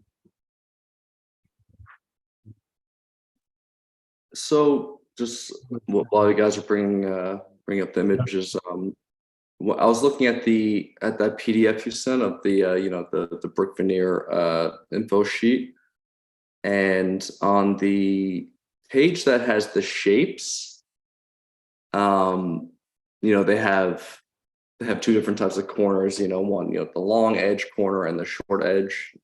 You know, I'm assuming you'd use the short edge corner if you're going to do a brick sill. Yes. There's, you know, and in the image below that page, on page 16 of the PDF packet, they're showing a project that has a brick sill. So it seems like you could do it, but with that corner piece that has the corner on the short end of the brick, I guess I would just want to verify with the company if that's suitable for the sill, because I would think, and maybe I'm wrong, you would want a little bit of a return again, you know, back in, like, so like the underside of the sill returns into the wall below, and instead of just kind of like stopping and then you see the mortar, you know, like the kind of the setting bed, like you kind of see up into the setting bed. Right. I don't know. I mean, just something to verify, because again, like, they're showing photos of brick sills and they look great, they look real, but then given the shapes that they show, I'm not, you know, the one that seems to make the most sense doesn't have that last return on the, you know, on the bottom side, even though it's only like a little bit of a return. You know, like if you're looking up below at these sills, which you would be, you know, like depending on the depth of the sill projection, like you might see the fact that it's, you know, it's actually, no, it's not a real brick. You know, you see the setting bed, if that makes any sense. So Yes, no, it does make sense what you're saying, and I'll confirm that with them and have them give us a detail on it. They may come back and say to us that they recommend the use of a full brick, an actual brick cut down to accomplish that, and fasten to the Yeah, system. I think yeah, that's probably what they would say. But I yeah, will get that from the manufacturer's rep, so we know that for sure. okay, cool, thank you. I think that's the next step, is maybe work up a couple of very specific designs. I feel like that's the only loose end that we're still talking about here. Sure. Unless the windows we've really already discussed, and that's just, they seem very much in character.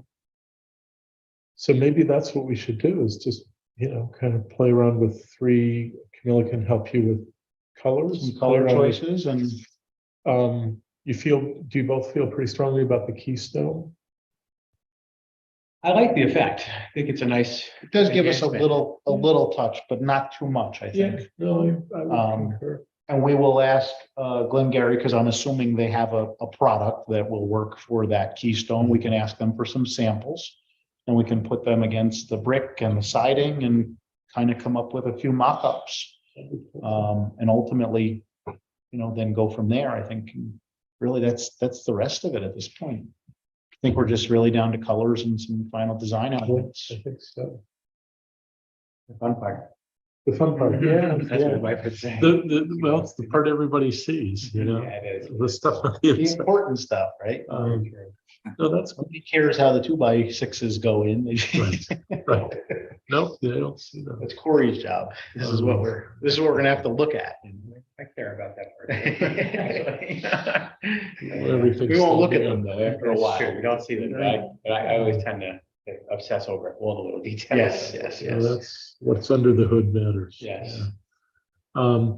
So as a practical matter, we try not to meet in August.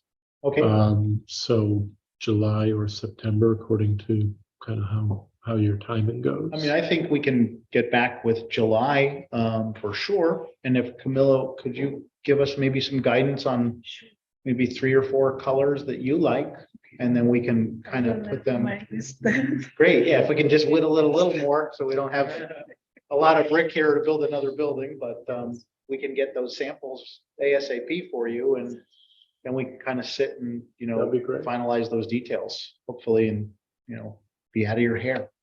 With this anyway, until we figure out what why we're else. here, and it's a pleasure to work with you. Great, Really. awesome. You don't need anything from us for the ZBA, right? That's really just the setback. I mean, Question. unless, the only thing we would say is if the board doesn't have an issue with what we're requesting, because it hasn't changed from No. day one. If the board doesn't have an issue, we would very much appreciative of some type of a note or a letter to the ZBA saying that you've reviewed it in a number of times now, and you don't feel it has any negative impact on the character or the intent of what we're trying to accomplish in the spirit of the law itself. Right. That would be helpful. I think it would give the ZBA maybe some assurance that someone else has looked at this in addition to them. Because I know that Tony, the chairman, is always appreciative of that. So when you folks signed off previously on the parapet that we did not need the variance for, we said, oh, well, the design review board signed off. Good enough for Okay, us. Well, so- that's kind of how it's supposed to work. And Sure. it's great it wasn't needed, but I think it was also the right move to be asking. Sure. I mean, no question. When I there think was we- ambiguity, we wanted to make sure everyone was involved, so. And we came before you folks, before there was an official requirement, so.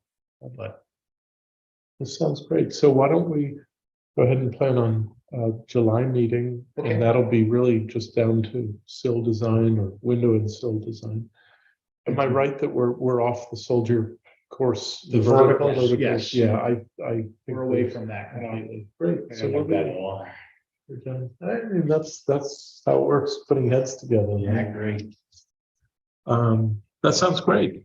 All right. Okay, so Camilla, will you reach out or Yes, make contact? next few days. Thank you for doing And if you that. find the time and would like to send any note to the ZBA. I'll go ahead and do it. It'll be very, Appreciate very brief, but That's all. that's all you need. Great. No- Thank you. And what I'll report is that we're moving along and down to just the finest details at this point. Okay. Is that kind of a note helpful for the planning board? I think that it will be, well, they'll see it as part of our ZBA submission. I think if you copy, I'll maybe go ahead. That would the be. planning board as well would be great. And if you're going to say we're down to the final details, I think that would be helpful to them, and hopefully we're simultaneously coming back to both you and the planning board at the same time to wrap up our review, so Great. that's the Very goal. exciting. Good stuff. Thank you for your patience with all these boards. Thank you. No patience. It's Thank like a you. social event. Close, yeah. I actually will be back before you in July because I didn't get this in soon enough to you.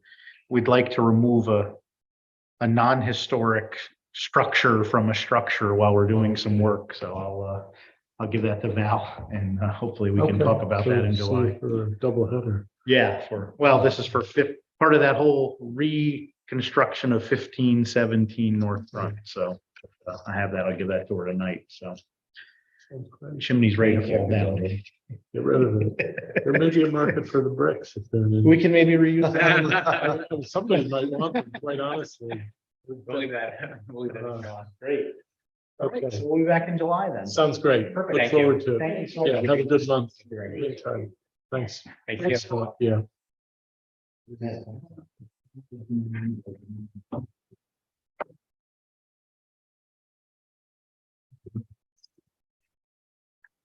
Jason, you want to come and get set up? Okay, again, Scott, take care. See you in a month.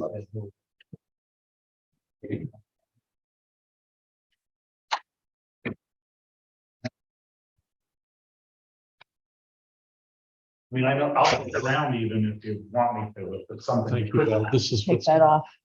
I just want to take that off the Scarborough Fair Schoolhouse building. Just the stack of, The former chimney on the side of the building, because it's decommissioned, and if you go to the next page, you'll actually see it's pulling apart from the building. oh, yeah. So we talked to Corey and he said, just make sure you go to those guys first. They shouldn't have a problem with it, but It's just something we can just.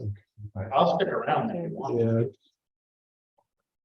Yeah. I don't know. That looks like a yeah. danger. That's actually a hazard.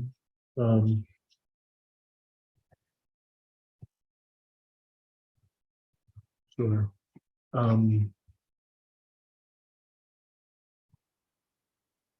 Nick, you don't mind sticking around for a little bit? I think we can maybe expedite that. What's your tolerance, Jason? You'd be doing it? Go ahead. It's You sure? All right. Yeah. Let's quickly circulate that. Michael, did you get a chance to see it? Yeah, so the second page is almost more revealing. I think it's within the purview. Here's what I'm thinking is legal. This can be an addendum to the approval. This is something that was discovered as you get into the project. Ultimately, we're gonna. There's a full application there for approval of painting, because you remember there was some fire damage. Oh, that's right, yeah. That we can set aside because that doesn't need to be done, but the only reason we come before you with the chimney issue is it makes sense from a safety and structural standpoint to try to take that down before we frame the wall. And we actually poured the concrete walls today. I don't know if you saw that, but we're going to be pouring the slab next week. So we thought we would try to at least get this in front. I asked Corey if we could just get a demo permit for it. And he says, just make sure you talk to Tom and the board first. So it has no historic, It's function. historic to the first. Right. Is it just for the furnace or something? it was for an old furnace. There's actually a chimney on the, so it would be the west side and on the south side of the building. The south side of the building is still in operation. This one is not, and it does not even penetrate through the roof anymore. So it was Oh, is that- decommissioned at the roof at one point, but it was never decommissioned from the building, totally removed from the building. So the roof overhangs the remnant of this. Yeah, unfortunately, I didn't have a picture there, but I have one on my phone I can show you. Yeah. Looks pretty easy. Yeah, okay. So it Yeah. kind of dead ends at the soffit. Oh, yeah, I've actually been. Yep. So I'm happy to come back in July about paint colors and things like that. Well, I think, to me, this looks like a reasonable addendum to the prior approval, or we can treat it. I would that it be considered an addendum. Shane, you didn't see any of this? I don't know if Shane's. No, I was following along. I think so it's really hard to do this with the camera we have. Nick, could you hold up the photo where it stops at the roof line?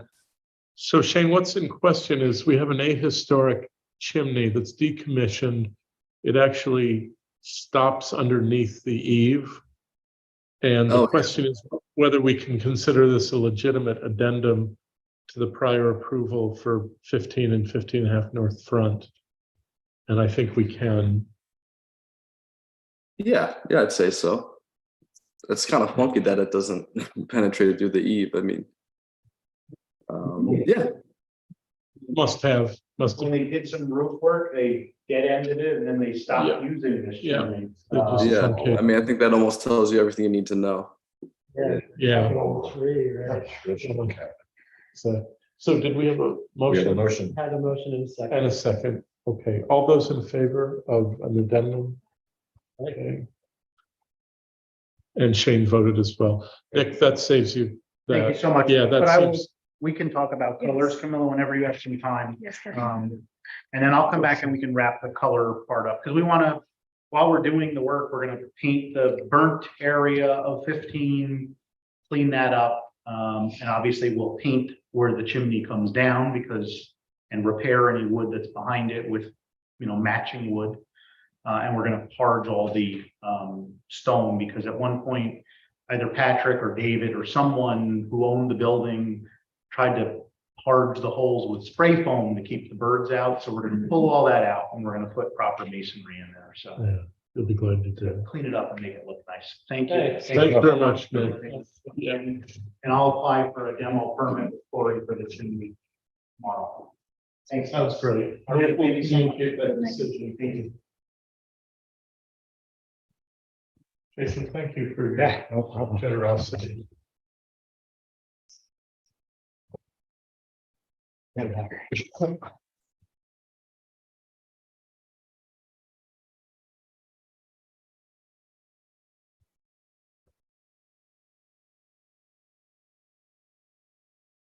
Right. Windows again, I think was, Yeah, there were a couple things.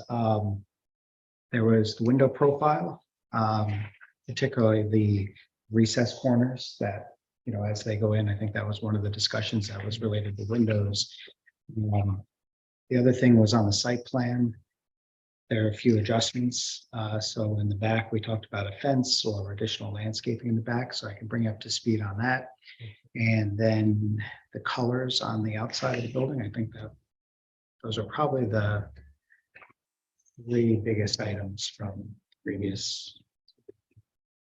Start with the simple one. This, I was curious what the simple one. I'm guessing it's the landscaping. It's the but- landscaping. Okay, then I guess. so. So I did not say this, but basically it's just a landscaping plan that actually goes in tomorrow. So the submission goes in tomorrow, the planning board. So what's happened is we removed all of the parking that's along the street. So that's part of the DOT comments. And we have the bike lane that now goes basically along 32. So it'll start and stop at the end of the property, but that is one of the requests, not only from the village, but also DOT to make that work. So that's the big adjustment there. The other thing, which the landscaping is going to be completed tomorrow as part of the submission, but the discussion is, if you notice, this dashed line here is our 30-foot stream buffer, so we can't build anything in that buffer. So we were trying to work out even a temporary fence, which is going to be very difficult there. So because we can't have any structures in there in that buffer, but we can have landscape. So what our proposal is to basically buffer that with low shrubs for the car headlights. So do it right from the beginning, and then it's not temporary and just be permanent. Just make it dense enough. Just make it dense enough at a low level. And then we do have trees still planted in there. We were able to create a shelf in here for plantings, so that we were permitted to do, but structures themselves will be tough. And we're trying to keep them a bit away so that we do have room for snow and everything else that's there. So I was thinking that when the snow gets deep enough, that problem takes care of itself with banks yeah, of yeah. plowed Well, snow, but except for the fact that we have been discussing that with the planning board, and it will be removed once it gets to that point. okay. So, Yeah, you're also probably noticing some of the stuff that's happened along the rail trail where there's current development. You probably don't want to push your snow that way. yeah. because it really wreaks havoc on the slopes and drains into it. Yeah. It's really, And even maintenance because of the salt and sand. Yeah. yeah, it's gonna go into the waterway and Yeah. stuff. So ideally, you'd like to have a different place where you're putting the Right. snow, which is not our business, but Yeah, so we've been working through that. and it also tear up your landscape. Yeah, exactly. So anyway, those, Okay. well, I that's think is good. easier part. Okay, so,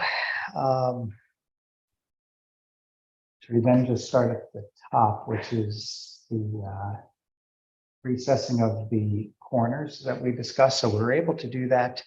So right now they're recessed about 3 3/4 of an inch in that, plus the trim profile. So it should read at about 5.5 inches to 6 inches.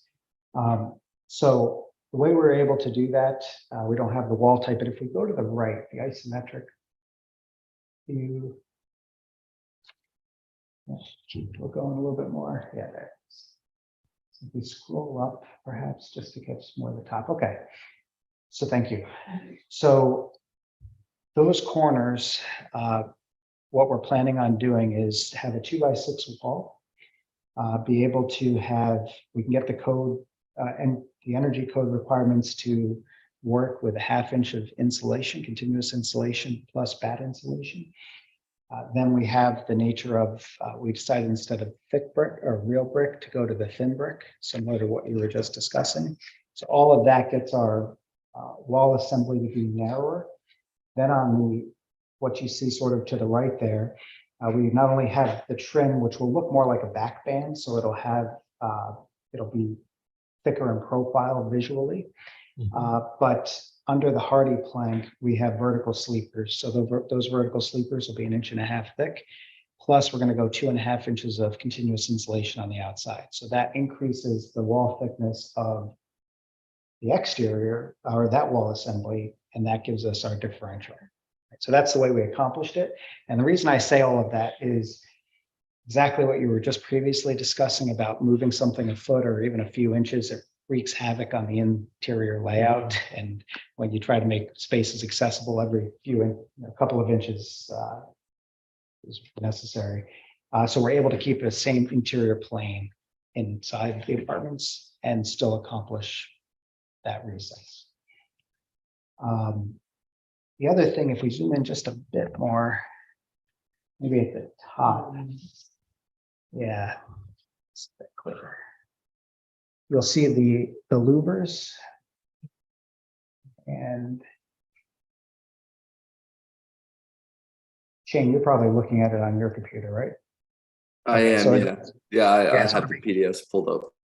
Okay, good. So it'll be clearer for you as well. So you're able to sort of see the profile as well as that's the louver, that setback, and that will all be painted as part of the trim. It's shown on those as well. Good solution. That's what we were talking about last time. That's right. Yeah, Right. Yep. yeah, it really does. So then the other thing we spoke about last month, which you can see, this is an additional sill. Yeah. Just, sorry, it's a little, yeah, it's a little clearer on the screen. It's an additional sill that is a thicker profile or a deeper profile, deeper and taller profile. And that's, Do you have a sense of, so there are a couple of steps to that, but the sill hits a kind of intermediate. yeah, so the window Yeah. itself is back at this level here. This is a sill extension. So the sill extension basically makes it come out another 1.5 inches, but then it allows us to also create more depth at that point. So that's really all it is. It's a sill extension that'll be part of the window. What's that made? The same material. So It's the same. metal. it's part of the window. Yeah. Oh, it is. That's what I thought. Okay. Yeah, exactly. Okay. Yeah, you buy it as, you just tell them what the extension you need. Often you'll see it even on brick buildings when they're going with that type of sill, they'll get the extension to get them out wherever they need to be. Would you estimate from the face of the glass to the end of the sill? I estimate that to be probably 3 inches, 2 3/4. That's what we're trying to achieve, plus the surrounding molding just Right. clearly sets them off.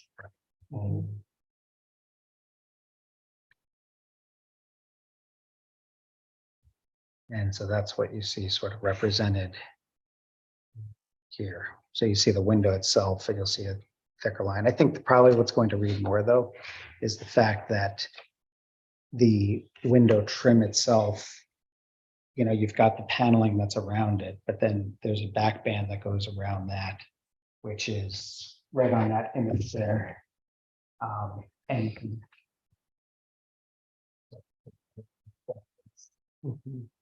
that's really what I think the way you're gonna read from the street is that that's the route.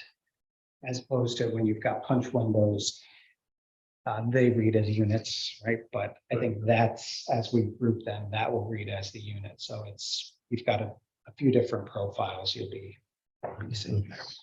Good.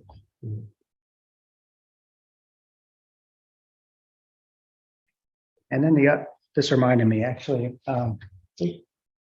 go to the let's see here. The elevation view that shows yeah, that's perfect. So you see, that was the other thing we discussed was removing the fluted pilasters, right, and going to the panels. So you'll see there, we sort of adjusted a few things to be able to do that. We also increased the height of the pilaster base to make that work. And actually, we did the capital as well because it was reading too thick at that point. So we made that adjustment, and you can see now with the paneling, we aligned it with the top of the windows themselves. So where the panel does the break between the two panels, that aligns with the top of the storefront there as well. So another adjustment, and then the entablature became a bit more traditional in that it's continuous over those pilasters. It doesn't step in, which it did previously. So I think that helped this read as one, but still had the detailing from before. So I'll try to capture that. And then it's not shown here, or maybe actually it probably is on the other sheet, but the back of the building where the tenants are, we did the same thing. So that's down on the page right there.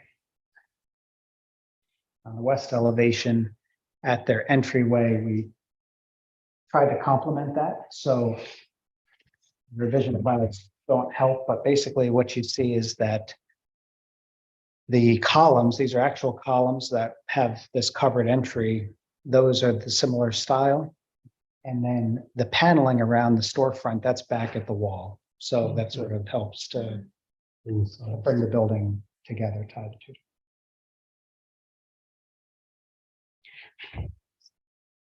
So that's,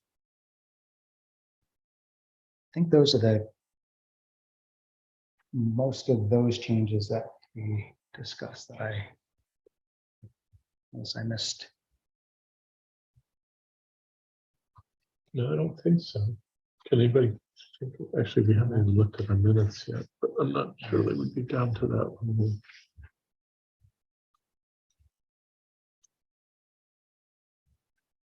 So I think that the changes you made to the window frame are great, really great.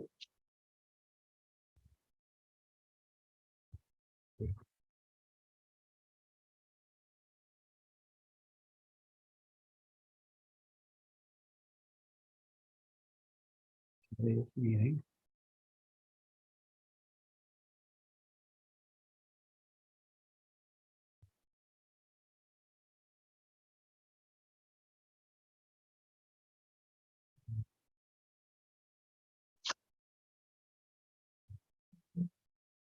Apart from the color, which we still want to talk about.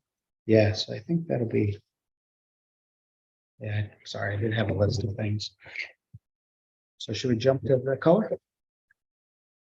Does anybody want to talk about anything else before we go to color? Okay. Okay. So. Looks like a print on that screen. Okay. So what I brought are samples for us to look at. Appreciate the options that were sent. Thank you. So what did here? This is. I'll set these up first and then get past them out. So here are the physical samples of 1, 2, and 3. And what's not shown, but I sent to you while we were sitting here, is 4 and 5, which is really a variation number 1. So this color here is just a representative color of the wood, right? So I don't know if you. That's the one. The 110, right. So this is the sample here. So I think the biggest comment that came back was the trying to make it a bit warm, and I agree that sometimes when it gets too cool, it even turns a little purple, right? As you can, experience. So I did review everything with the client. So they appreciate it. Of any of them, these were they were more in favor of these 2 versus the other 2. But they also felt that, if you notice, so we've got option 1 on the screen. If we scroll down, this is option 2, which are these colors here, which is Stardust and Sierra Spruce. So Could we Jason, spread out the third, we're missing so we're looking at, And so the first one is the as current proposed. colors as proposed, for all of the whole. as shown in palette this as shown rendering. in there. Yeah, Okay, and now we're looking at variations of that. this is variation 2. Oh, okay, so those are also, So you want to see the brown of it? I think I got. yeah.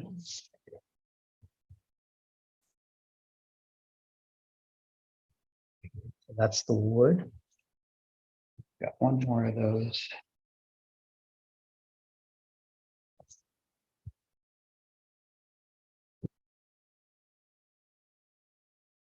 That's with the wood. Okay, so this is option 2, which is represented here. And so what's interesting is color, of course, you all know it's unique, right? So stay light, fluorescent, and shade.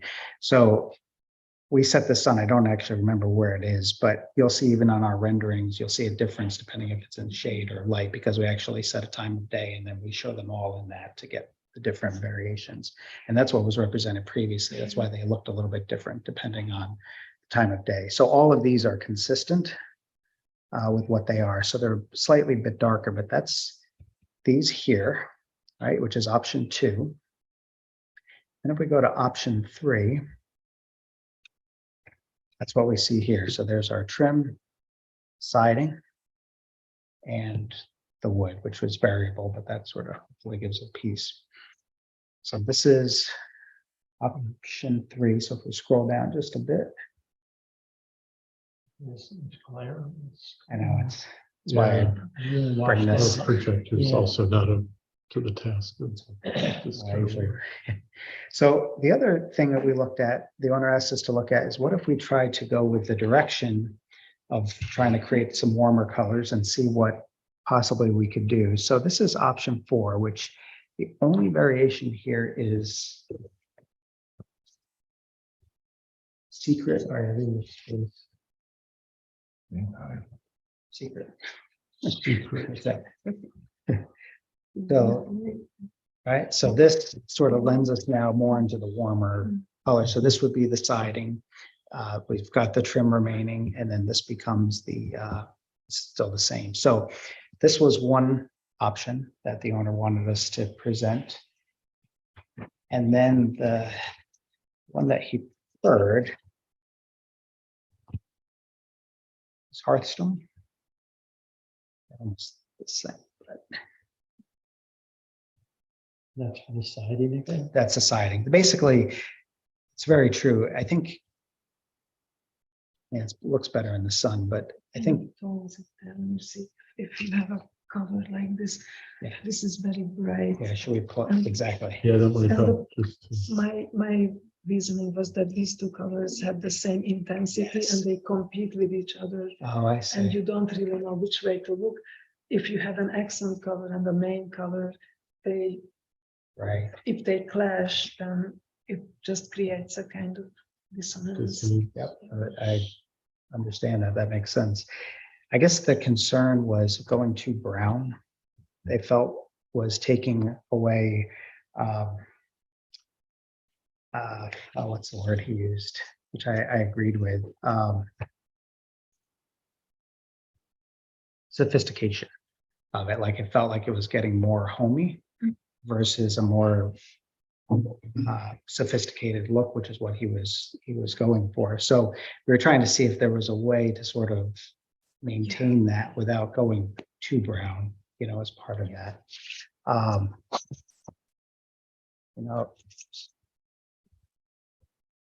Take this thing for a moment.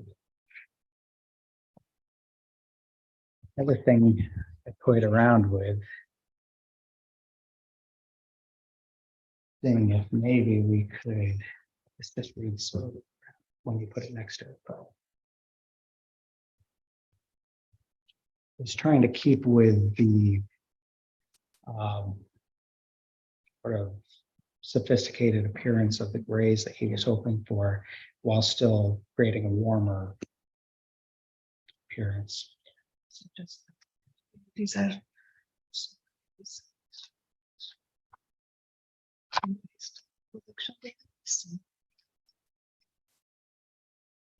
Yeah, yeah.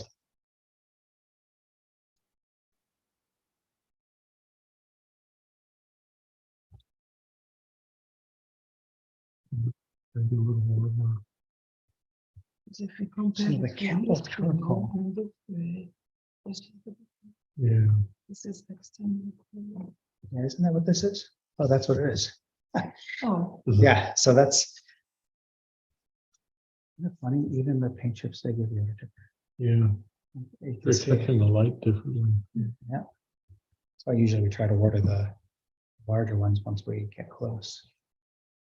So this Chelsea gray is this rendering right here. Interesting. Sorry, this gray is That's right. represented. Is represented there. Yeah, I can see it. Which option is that? 3? What's that? it's Wow, it's because of the sun. And what we do is we can color match it to what Benjamin Moore has online. So whenever we do, but sometimes I have to end up tweaking the way the sun is to get it to appear the way we see it in person, because it's so different. it's all different. So this is, what's that? Yeah.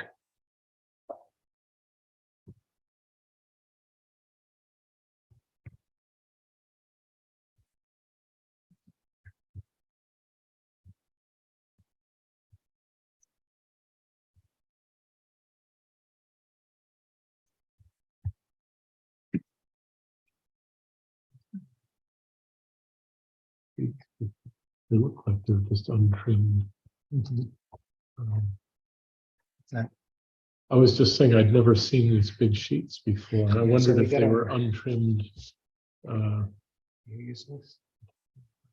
It's incredible. So it's free. Well, Material Bank. You just order it, and one day later they show up. Yeah, it's weird. There's money in material. Hallelujah. Great. It shows up FedEx, and I don't know. Somebody's paying for it. Yeah. So these are still in the gray palette. So this is this option 3 is closest to the gray. So That's these. that's this. That's not this. And it's this. Yep. Yeah, that's this. Yeah, I like that. Yeah. Is the client happy with that? This is, I'd say, the closest he's happy with. I can put it that way. Closest to the original. Well, he really likes gray, and he feels it gives a sophisticated appearance to it. I mean, just frankly, so he definitely didn't want to lean towards the brown. Yeah. I mean, one observation I'll make is this is really standing out Yeah, so when this, we're sort of in that palette. and so this is was the original, I think what was the most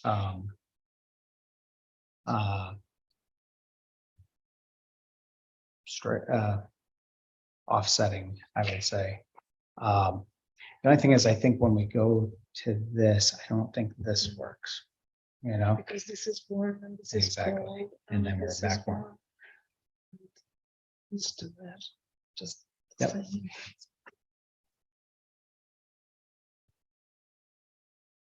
I think he'd be willing to go with something like that. I'd have to confirm it, but I think, It definitely gets to my eye, it fixes the tone problem. Also, I think once we look at the brick. yeah. That's. So the brick that we're proposing, you'll see we did submit something on the brick. However, when we went to order the sample, it's no longer available. So we have to change what's on there, which is only a year ago. So this is the Twilight Iron Spot. It's Glengarry, which you heard him talking about earlier. But we were trying to go with sort of a mix that it was on the blacker side, but still had some of the iron and, that appearance, brown mixed in. And so this was very close to what we originally submitted. It was a different brand, but sort of captured the same variation. We didn't want it to be consistent as a way of, this was an option that's a bit more consistent and a bit more, reflective. So we were looking for something. That would certainly. Yeah, so remember that's under, now, of course, there'll be trim around it. That's under this, but the trim. And will actually.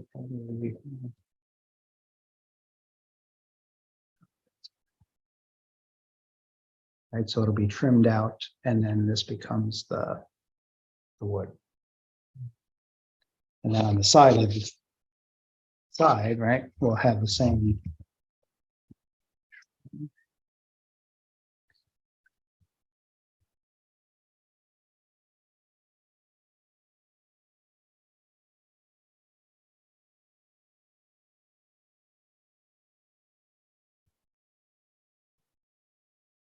If you compare with the original.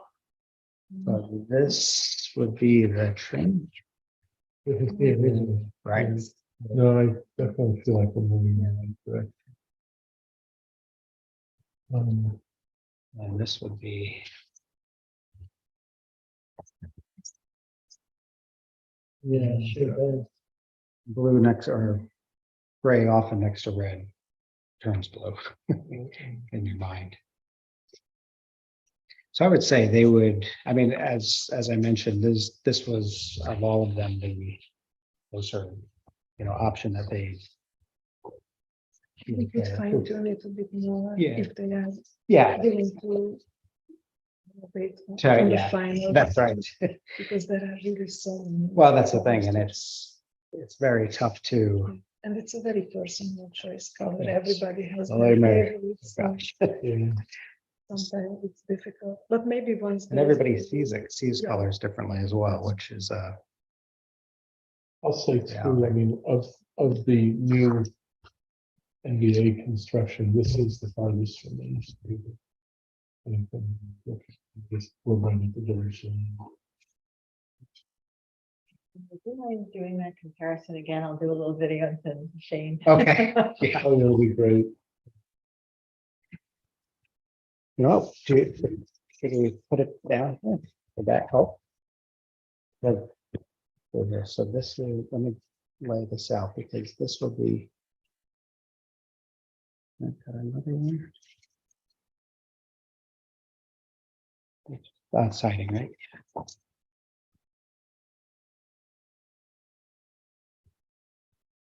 And item.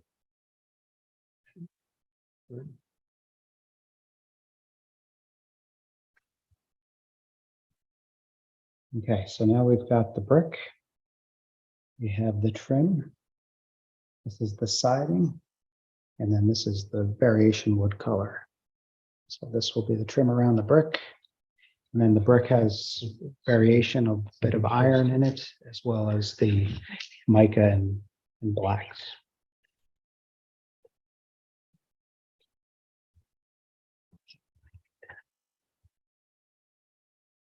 What are you thinking on the? Oh, okay. Well, we do have some time on this, right? So maybe the thing that we're trying to establish tonight is we've moved off that very cold gray into something. And then we can look into. That's fine. I mean, I think they would be okay with that. I mean, I did get their approval to present it. Okay. So Okay, that's, so the situation where we're at the ZBA tomorrow, which we don't expect will be difficult. For the very same reason that they are. that same discrepancy. Yeah. Well, no, not there. It's not really discrepancy. It's, we can't meet the fire code without a variance. Oh, okay. There's Sorry. a discrepancy between what the MBR district requires and what we have to do for the New York State Fire Code. So. In terms of the setback. No, in terms of accessibility around the building. Accessibility around. So we can't, so a minimum fire lane is 26 feet wide. Maximum setback is 15 feet wide on either side. So Right. you can't, Something has to be. they'll never get there. That should be. They're gonna review it on Wednesday, but they're gonna. Yeah, they'll be reviewing it Wednesday. Okay. So, Sorry, Tuesday, I think, CBA.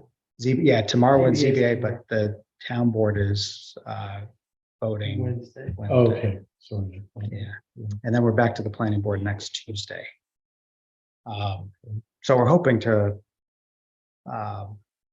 Well, honestly, what I'm hoping to do is. This is good, make these adjustments. Tonight. I've got people ready to work on it, then that'll be part of the submission that's due tomorrow that goes to. For next Tuesday. So, and I can maybe say that it's not finalized, but be able to represent that this is the direction. That way they're also seeing then the updated renderings in time for that meeting. Because we are we're very close. We're basically at the same point they are, which is once we have final response on the sewer, then we should be able to close out. Everything else has been addressed. I'm going to throw out something before I forget it. Our alternate member had asked the question about, when we talked about the landscaping plan, tree caliper. What do we know about? Okay, I'd have to look at that. I think his point was, not this, but Yeah, oh, you know, actually, take that back. This is old, but not just because it doesn't have this still showing the siding, so 3.5 inch, 3 inch, 4 inch on the inside. These are the trees. 3 to 3.5. There's two that are 2.5 to 3, 3.5 to 4. Arborvitae are at 7 to 8 feet high. okay. Do you mind if I just snap a picture? You can leave this over here if you want. No, that's fine. Okay. We'll pick those and just put that one. And I think that satisfies his question. He was just pointing out that sometimes it's overlooked and you end up with spindly little. It should have. Wings. Okay, so I think that's handled. Alex, do we all feel like we're moving in the right direction? Yes. With something along that. Yeah, no, the one, it's a little hard to keep straight, but I'm pretty sure the one that you said you're fine, please most satisfied with is a variant of the what you original one. Yeah. Yeah, it seems the gray seem to have a little bit some hints of green in them that often them up, at least in my eye. Maybe small. Which of those options? So option And 3. And we've moved off.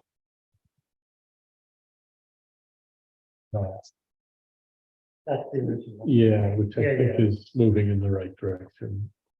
In spite of what the client might. You know, I think the combination is softer. You said warmer, but it's not as jarring when I look at it. But it still has a nice contrast of colors and, yeah. Another.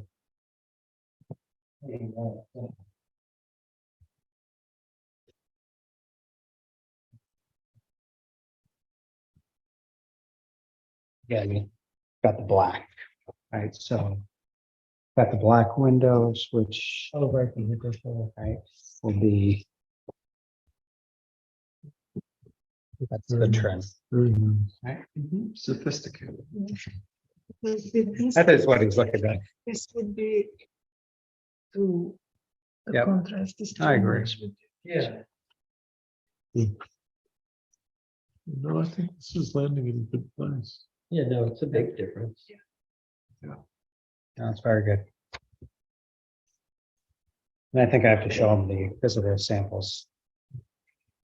Can I just make sure, Valerie, did you get all these colors for So minutes? they're listed right here, It's option 3. Yeah, okay. and I'll confirm it.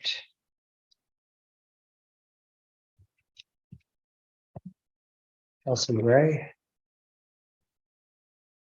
And Kendall Charcoal. So they're listed. right on. Okay, so that sounds great. For our part, as long as I'm doing memos in a hurry, I'll do one as well. Yeah, and it's basically kind of the same thing that we said with the previous applicant. It's a progress report that we're down to the finest of details thing. So I'm pretty sure I can speak for George that his question about tree calipers satisfied him. He was just worried about real spindly things.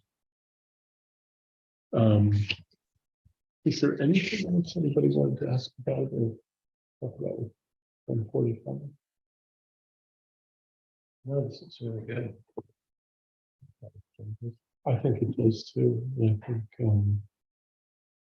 So the only thing that we haven't checked off then is just this.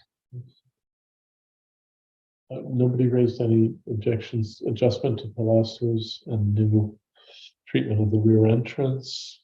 Colors are still, I mean, we're very close here. Landscaping with the light mitigation plan is effectively the only solution, and it's a good one.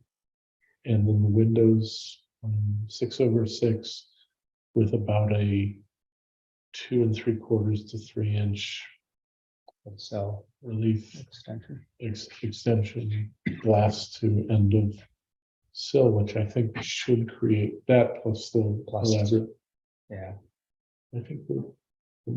and the recessed corners. and this is fine. So I think we can report that we're just down to fine tuning of colors. the best thing would be to actually buy paint samples and look at them in real life. Because the Yeah. paint itself will look also look different from Yeah. the paper samples. So that's the only way to really, How, in practice, how does that work? well, you would. I think I mean, who would do it? How would you, let's say that, you know, that's a step that you would consult on. Would you ask the client to mark that up on Yes, we would just paint the actual board or the actual siding material that would be Yeah, we used. can do that. Assemble, just assemble the mock. Yeah. Yeah, we can do that. Different versions. Like these colors that we Yeah. thought would be the best, and then maybe we Oh. could select another couple of Yeah, colors that if are it close reveals to. something that doesn't look good. Yes. Yeah, I mean, yeah, Or just to definitely we see, can do even it. for Yeah, yourself, just yeah. to see and the Yeah, I think clients. Yep.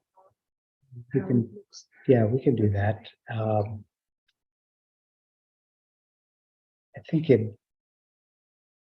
think if we're in the range, I don't think he's gonna be concerned one way or the other. Uh, So just thinking about time and everything else, just trying to sort of get close.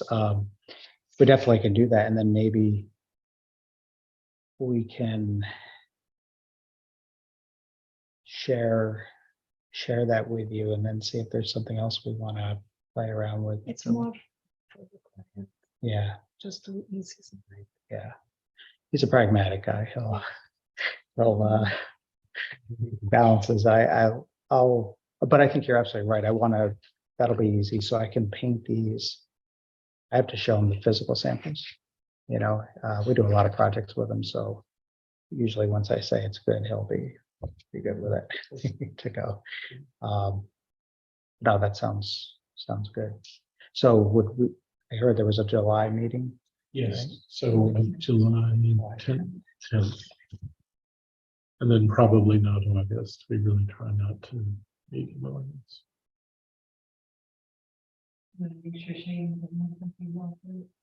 Oh, yeah, Shane, anything you wanted to add to our color discussion? I realize you're really handicapped by. No, it's okay. No, Val sent me a video of the samples. Oh, she just texted me too. No, I honestly, I don't have a strong opinion either way. It's a little hard for me without seeing the physical samples, but I like all the options that I've seen so far. I mean, I'm not the color expert. I would, defer to Camilla. I know that's kind of a cop out, but I think that all the color palettes that I've seen in the options you presented look good, at least in a rendering. And sorry I couldn't be there to see the samples in person, but from the video that Val sent me, the sample groupings look good and consistent with the renderings. So all that is to say, I don't really have any strong opinions without really seeing them in person. So again, they look good as presented in the renderings. I think that, thanks, Shane. That sounds great. No So problem. I think that could be a very short part of the meeting next month if July 10th works. for Yep, you. July 10th works. Great. That'll be good.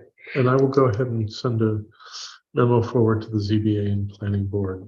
I might just batch this up if it's okay and just report on, because it's tomorrow.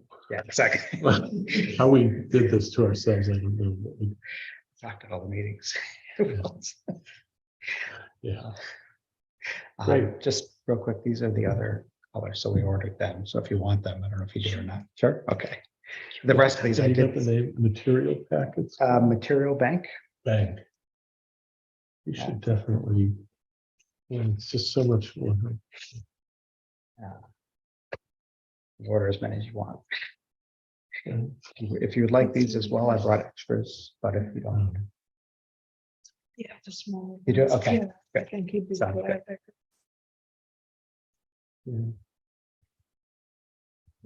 Thank you very much Good, thank for your you. patience and your courtesy Yeah, to no, absolutely. Nick as well. Ooh, Seems like every meeting I follow him. So. seems to happen. Yeah. Just like get to know each other.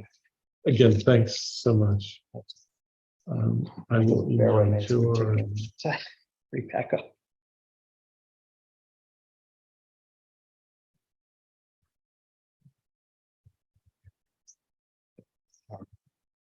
Yeah. I think I have 30 of these back at the office just to select this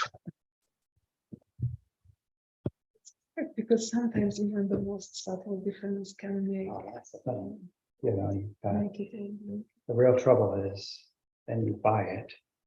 And, you know, here you see 2 of them, and when you buy it, maybe there's 100, or maybe there's 5. Just so very tough. And there's the whole question, you know, you can do things with the mortar too, that Oh, absolutely. change all of that. Everybody, why don't we turn our attention to the minutes from last month? I've had a chance to review them, so I'm okay. Yep. I'm not gonna. Laura, did you see I anything? didn't see it. Okay. Sure. Shane, did you have a chance to review the minutes? Yeah, I did just before the meeting. I have no comments. Okay. Move to accept the minutes as presented for May 2023. Is there a second? No, a second. All those in favor? Looks like that's unanimous. Val, thanks as always. How nice to be able to say always, as always. Let me see how quickly I can rip through section E. So the art show recap, Camilla, really is your, right? We had a very, very nice comeback to live exhibits. We had successful exhibit. James and I are already thinking of planning for next year, just to be on the calendar on time and have a longer show, maybe 2 months. That'd be great if we can, Yes, the library was actually suggesting that it would be nice to. It would have been nice if we stayed longer, but because of scheduling, it was not possible this time. It was a tremendous success. I really think, what was the total, 41 submissions, and from my point of view, the highest quality that we've seen, like nothing outside the bounds of what could have won. So that was really cool. I wonder, as a follow-up, I think I intended to write a press release just announcing the winners, and I never did that. I do have pictures if you get around it, and I just spoke with Val. I'm gonna, Val and I are gonna connect, and I'll Dropbox her a selection of pictures. Okay. So I have a bunch. Do any of them include all the winners? Because that might, I mean, you think like you only get to send one ahead to. I don't think. I don't know that we ever.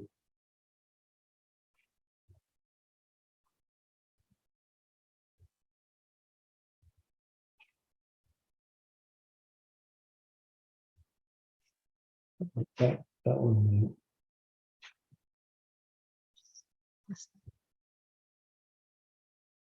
I'm trying to get a mix of crowd. You've got great photos. I mean, this would be.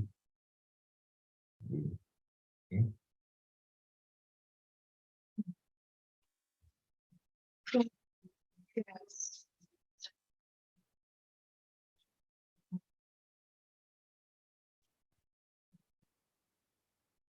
Would you be willing to draft a press release? It would just be the simplest thing, which would be. And then I'll be glad to look at it. I'm concerned with all these memos to write. That's going to be. Yeah.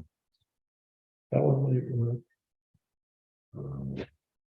And just, even to list the winners and just the basics. Any questions?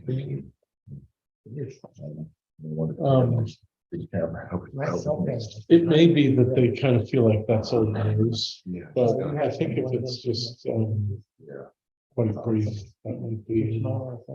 Jason, again, thank you very much. See you everyone. Thank you. Of course, don't worry at all. Okay, so let's go ahead. Camilla, if you want to. We wouldn't make this week anyway, so basically sometime this week. It'd be nice if we could get it to them by Friday. I'm glad to look at it later. Summer survey of Bluestone sidewalks. In principle, is everybody okay doing a section of survey? Sure. Okay, Yeah. so I think I think that's kind of fun, and then we can compile the results, know what we're actually talking about, looking at, and that in itself is kind of an accomplishment. Sure. So Val, that means we have to get some suitable village map.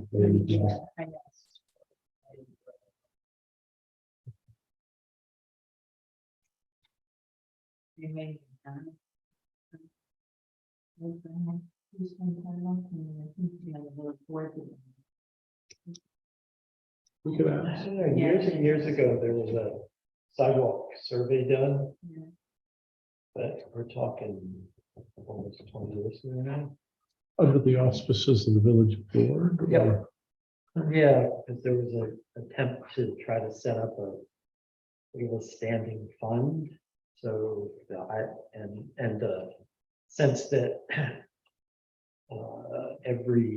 there'd be sort of a cycle of we'll focus on repairs on the sidewalks over here for a period, for a year, and then next year be using. I don't think it Never ever happened. took off. But there was a volunteer committee who did a survey, so that information might be there. I don't. Who's your best guess who might know? Alan Stout was involved in that. So reach out to him if that's. Great, thanks. I'm 99% sure that's true. Goes back to what, 2000, somewhere between 2004 and 2009. Okay. Well, that could save us some work then. Good. DRB guidelines. Shane, let's try to connect in the next couple of weeks. I know I've been saying that for months, but I'm actually. I think it's on me this month, so sorry I've been delinquent on that, but absolutely, Tom. But I'll reach out and try to get that rolling. Status updates. I think we're all pretty current with 184 Main Street. I don't think we really have a role.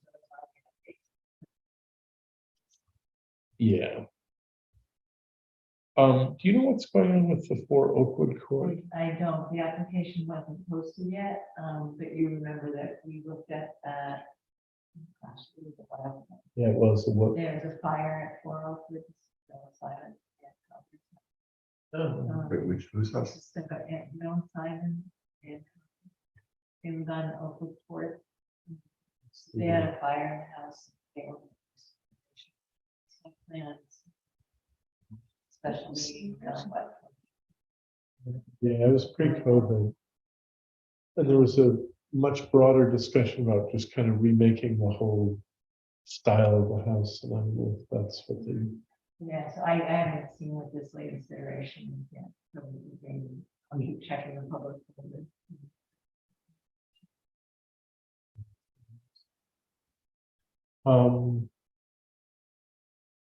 Revised site plan expected soon from 11 Water Street. Okay, Is that the hotel? yeah. Stephen, anything on 140 Huguenot? I have not spoken to them about this, only about their view in the back, so I'm unfamiliar with their geothermal installation. Yeah, I guess that did come to us, not to you. So their plans are in flux, but basically we want to do geothermal with possibly 1 split unit. And They did have a plan that would have some exterior impact. that's right.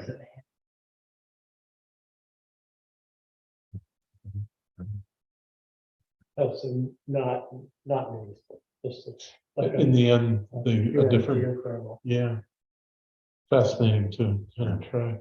That house, also, that house has sprinklers, I mean, I'm not familiar with too many houses that have sprinklers. Yeah, that was like state fire code, because they have a full third floor. Oh, okay. Um, I can speak to 12 Mulberry Street, which I just noticed that the roof guys showed up and started working one day. I was in and out, so I didn't, and Yeah, there- it's all done. it's all done. No, great. never permitted. That's right, you checked with Troy, right? Did he responded? I spoke to one of the residents, but not the owner, so, and then the resident was Yeah. not part of it. That being said, it looks very good. But it didn't come through the right way. Okay. Um, I have no additional information on the Reformed Church or the Jameson House updates. okay. And the only thing I can add about 192 Huguenot Street is they applied to do a solar installation. And Corey forwarded them to us. You sent the application package, but this is all in the last like 48 hours. And I've been in touch with. He's working on it, and to get some details. Gonna be, he said it's.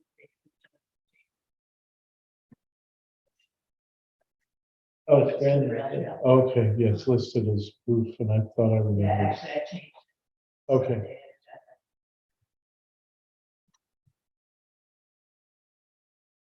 So I still haven't seen any paperwork.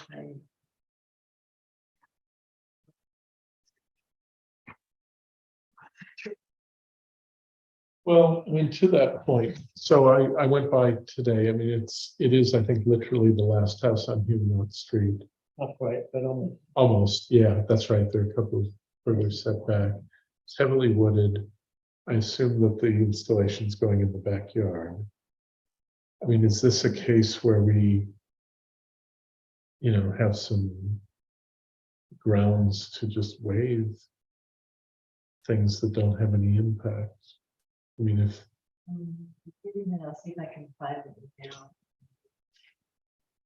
because I would really like to get to a point where we're not hanging up things like this, putting people through an extra month of waiting.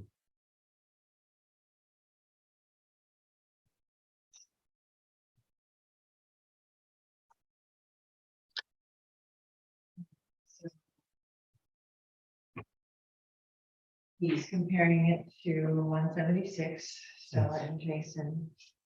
They have a plot that goes down to the rail trail like the Schwartz River property. The ground unit on the other neighbor is close to the rail trail and will look similar to theirs. Abuts their property close to the pond, which does abut the rail trail. No trees have to be removed, underlying brush will be eliminated. Their projected solar unit will be on the other side, north of their property, conforming to the required setback from the property line facing south. When the leaves are off the trees, it might be partially visible from the rail trail, similar to the neighbors. Won't be visible from the street. Here's what this is a bigger topic, but it has to do with what we do in cases of waivers. It's been a kind of ad hoc thing so far where like for life or an HVAC system that conforms to our little guide. And I just kind of, end up saying, that's fine, go ahead. Or Val and I kind of make some kind of informal note. But I'm wondering if the system shouldn't be, go ahead and fill out the standard COA application with the understanding that maybe sections can be skipped or we direct them, but we at least have a record of everything we decide on, even if it's a waiver. And that would more accurately represent kind of the work we do, even though I don't know, I guess I would say maybe even continue to number those waivers HPC 23 or whatever. Just so at the end of the year, we know at a glance that we've had 17 cases, 12 of which were deliberated on, 5 of which were waivers. Keeps us from 2 separate tracking systems. Kind of, and the other tracking system has been, email chains that I don't necessarily know how to recover.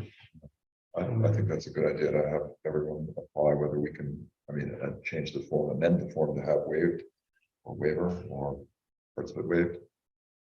But I think that's good that they fill it out. We could just modify the form to put a separate. Like a little review, and then Yeah, remark. Val, you look skeptical. Well, no, I'm just thinking about.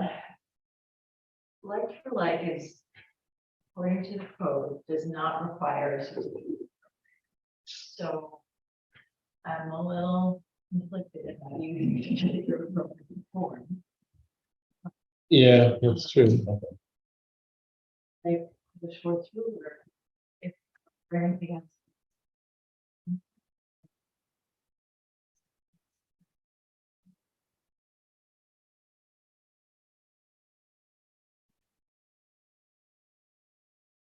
For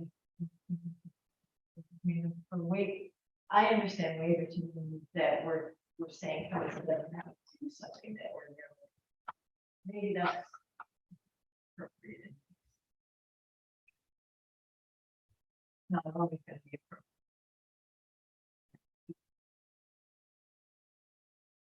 So I'm thinking. Could it be an acknowledgement form or something like a report form that just sort of documents that. That can be.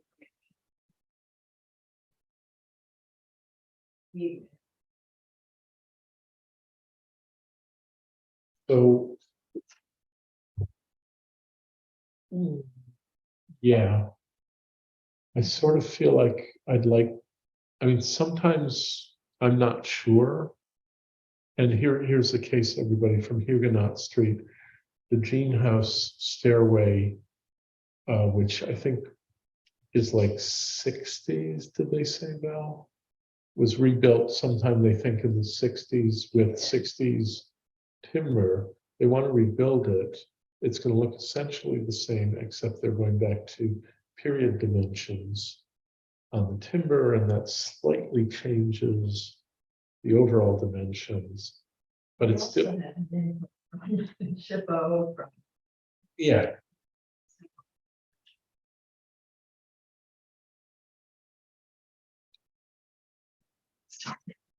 Yeah, it seems like we would just be burning up our time and theirs to object. So what? Or not even to object, but to put them through a full COA application. But nonetheless, I'd like something in writing that would give us grounds if somebody should challenge. Let's imagine Jason and Stella as being somehow contentious people who after the fact realized that their neighbors didn't have to come to the meetings that they didn't have to spend the money on photographs or whatever, and came to complain. I'd like to have some grounds for saying, this is a very unusual example, but some grounds for saying this is why we decided that no review was needed. So maybe waiver is the wrong word, but approved without review, or approved.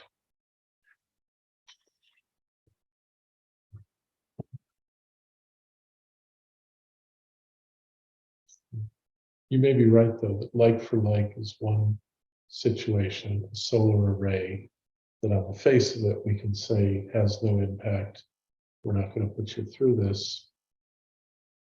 Maybe just doing the form in some basic way helps us to try.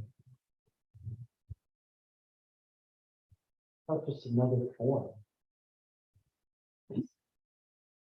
Yeah, or, low impact application. Yeah, I agree with that, And but that's then, not a guarantee. Somebody thinks this is what it is, or the building department. oh, I says- see, like, They say, under the circumstances, why don't you fill this form out? And then we can do some sort of rapid review. And make a determination. I don't know what the open meetings laws constrain our ability to do before we come to our monthly meeting. But, maybe you have the prerogative to. I've been taking it from- as Sometimes, chair. sometimes in consultation with somebody else, like two of us are doing them. Yeah, well, that would be fine, and I think that's a reasonable way to do it. I mean, we talked about this for years in the planning board, we never really acted on it, but we were trying to address sort of the same issue. Because of a number of things, the way the village code was written, unimportant. But yeah, I mean, maybe something that would be a simpler form that would be, that would provide the documentation and provide some oversight, but wouldn't necessarily then require them to come. Well, there's a good point, Lincoln. Now I'm thinking about it. So somebody does what the Schwartz Riggers have done. They're referred to us, they explain the project in an email.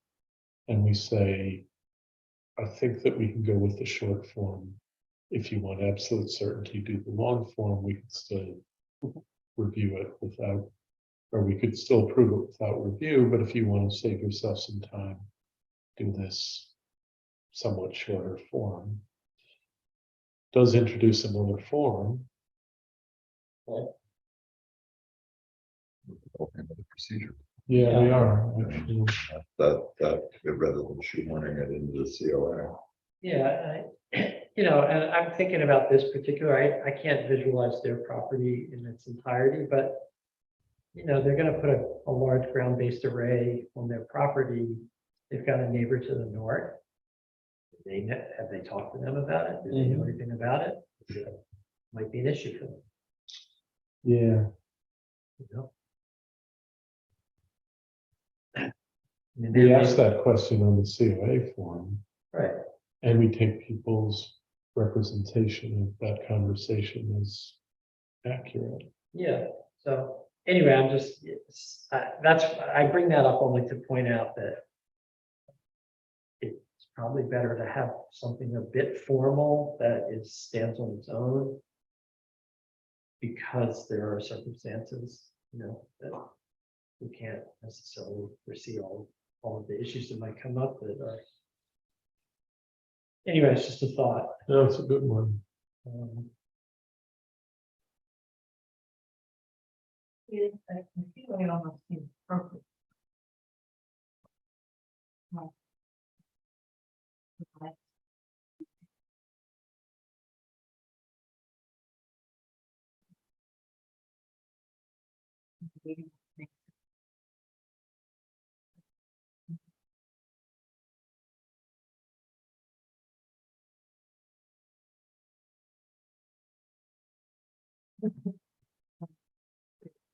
Yeah, It's just, there's.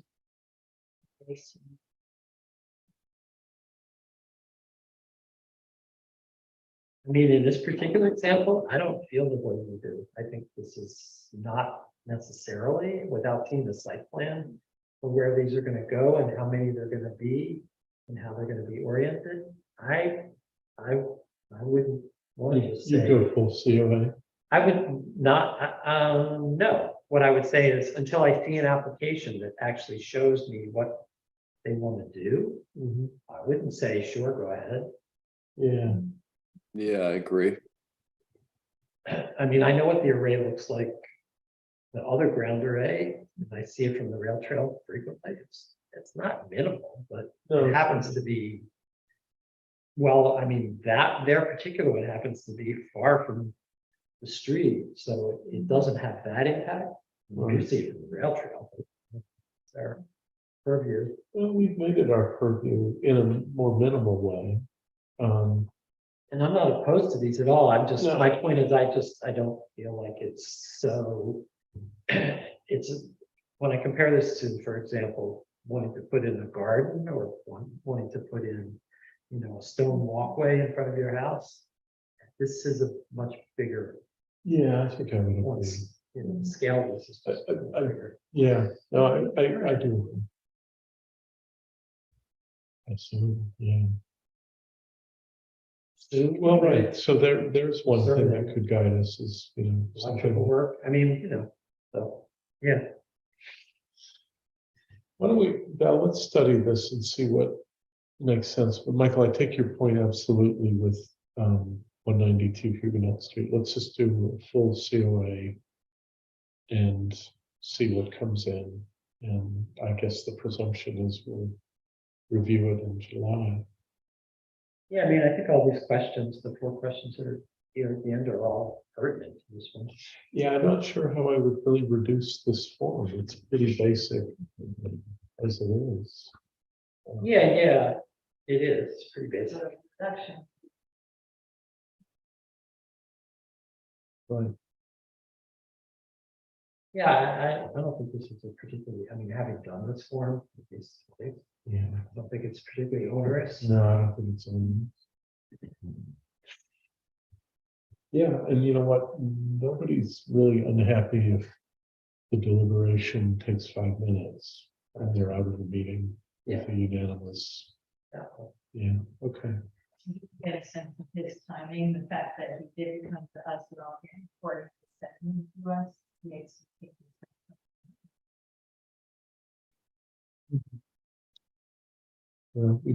We send out our annual mailings, I can say. Yeah. Thank you. That's actually really helpful input. Val, we'll study that and think about some of the recent cases. Budget report is actually good news that we, even with an overage in one category, stayed under our budget. Haven't done a thing about the audit or annual report, but time is now my own, and I will. So I think number 8 is going to get deferred one time more. Training and updates. I'm as bad as anybody about these, but please remember to play by the rules, and I will too. July meeting, just a reminder that I'm going to be away. Stephen, are you here? I was just looking at the calendar and I will be here. Okay. July 10th. 10th. You're good, Michael? Okay. As far as I know. Okay. And I think I already asked George to attend in my place. Shane, you're good for July 10th? Yep. I'll be around. Terrific. Okay, and I know you already announced that August wouldn't work, and I'm doing my best not to have an August meeting anyway. Okay. Sounds good. Yeah, I will be gone in August. okay, Or it would be August 14th, I think, Monday the 14th. yeah. Yeah, we should try that. And I'm not here either, actually. So let's just, I think we wouldn't have a quorum. So, so I wanted to raise one other thing, 2 other things. I tried to work with Tim and Autumn about the conditions of the room, especially the technology that we're being asked to use. I mean, I find it really difficult to see drawings on this current setup. And I think many of us do. And I got as far as trying to arrange one of the campus experts on audiovisual stuff to come and do some form of consulting. He was willing to do it and then had a family emergency. So I'll follow up with that, but basically just kind of pressing on the idea that a cleanup in here wouldn't be such a bad thing. Really kind of thinking about some technology that Projector on the ceiling. with a screen There's a twice the screen over size of there, that, yeah. and a lot more lumens that we have, and something that's not askew. And that's going to take money. But yeah, she was already on that path, but I thought, you know, another voice from somebody who does this all the time in rooms bigger and smaller than this. So I'll persist with that. The other thing is, did anybody notice that the IFO restaurant changed its fence? It looks great. It's a black metal fence, but like we should have heard about that. So I'm going to ask why we didn't. It may be that they did it without a permit. It may be that the building department just hasn't gotten in the habit of referring anything on Main Street. So thankfully, it looks good, and I think it's actually an improvement. Be careful there, Partners in Progress Award. might be Yeah, in that's jeopardy. right. He was out watering his beautiful plants today. So I certainly don't want to make trouble for them, but you know, there's a principle that we should be looking at everything on Main Street. And that, everybody, I think is everything on my mind. Does anybody feel like you have an interest in attending the opening of the bids for the demolition of the former district office? It would be 9 o'clock on the 21st, I presume. Okay. And I don't know if there's anything to be done, but I'd sort of like, I'm thinking about going and, you know, just pointing out, I mean, I think the bid, I don't know what the bids will reveal, but I just don't think they made enough effort to find a solution other than demolition. And so I feel like I'd like to be there to say that. 21st, which is Wednesday next. 9 in the morning. I think district office. I can send you the little notice that I got from the main. Okay, well, I may just do that on my own. Is there any other new business? Just so we can go in past 10 o'clock. Motion to adjourn then? So moved. Moved. Right. Seconded by Michael. All those in favor? Thank you. Everybody, thanks so much for your time. That's 3 hours. We'll never get back, but 2 buildings are going to look better than they would have. Like significantly better. And I'm happy with how those have been going, how those discussions have been going, and just the nuances of this brick versus that brick. So, I think those setbacks, that's very important. yeah. It's, Shane, thanks very much. Hope you're back to 100% soon. Yeah, well, I mean, my wife, she works in a nursery, so Oh, we're, yeah. you know, she brings back a lot of illnesses, so. But yeah, for this one, hopefully pretty soon. Yeah. Okay. And I'll be in touch soon. All right, sounds good, Tom. Thanks, everyone. Bye, Shane. Good night. Oh, thank you very much. Oh, I'm going to bed. Yeah. Could I hold you for 3 more minutes? Oh, Michael, right. just to look at this? Yeah. Yeah, you got to start. No, actually, No, you that's all right. kind of saved the. Yeah. But just to kind of check that the talking points of the thing you're thinking. Yeah. No, that makes sense. There too, I feel like, that's funny. More Marcus rule.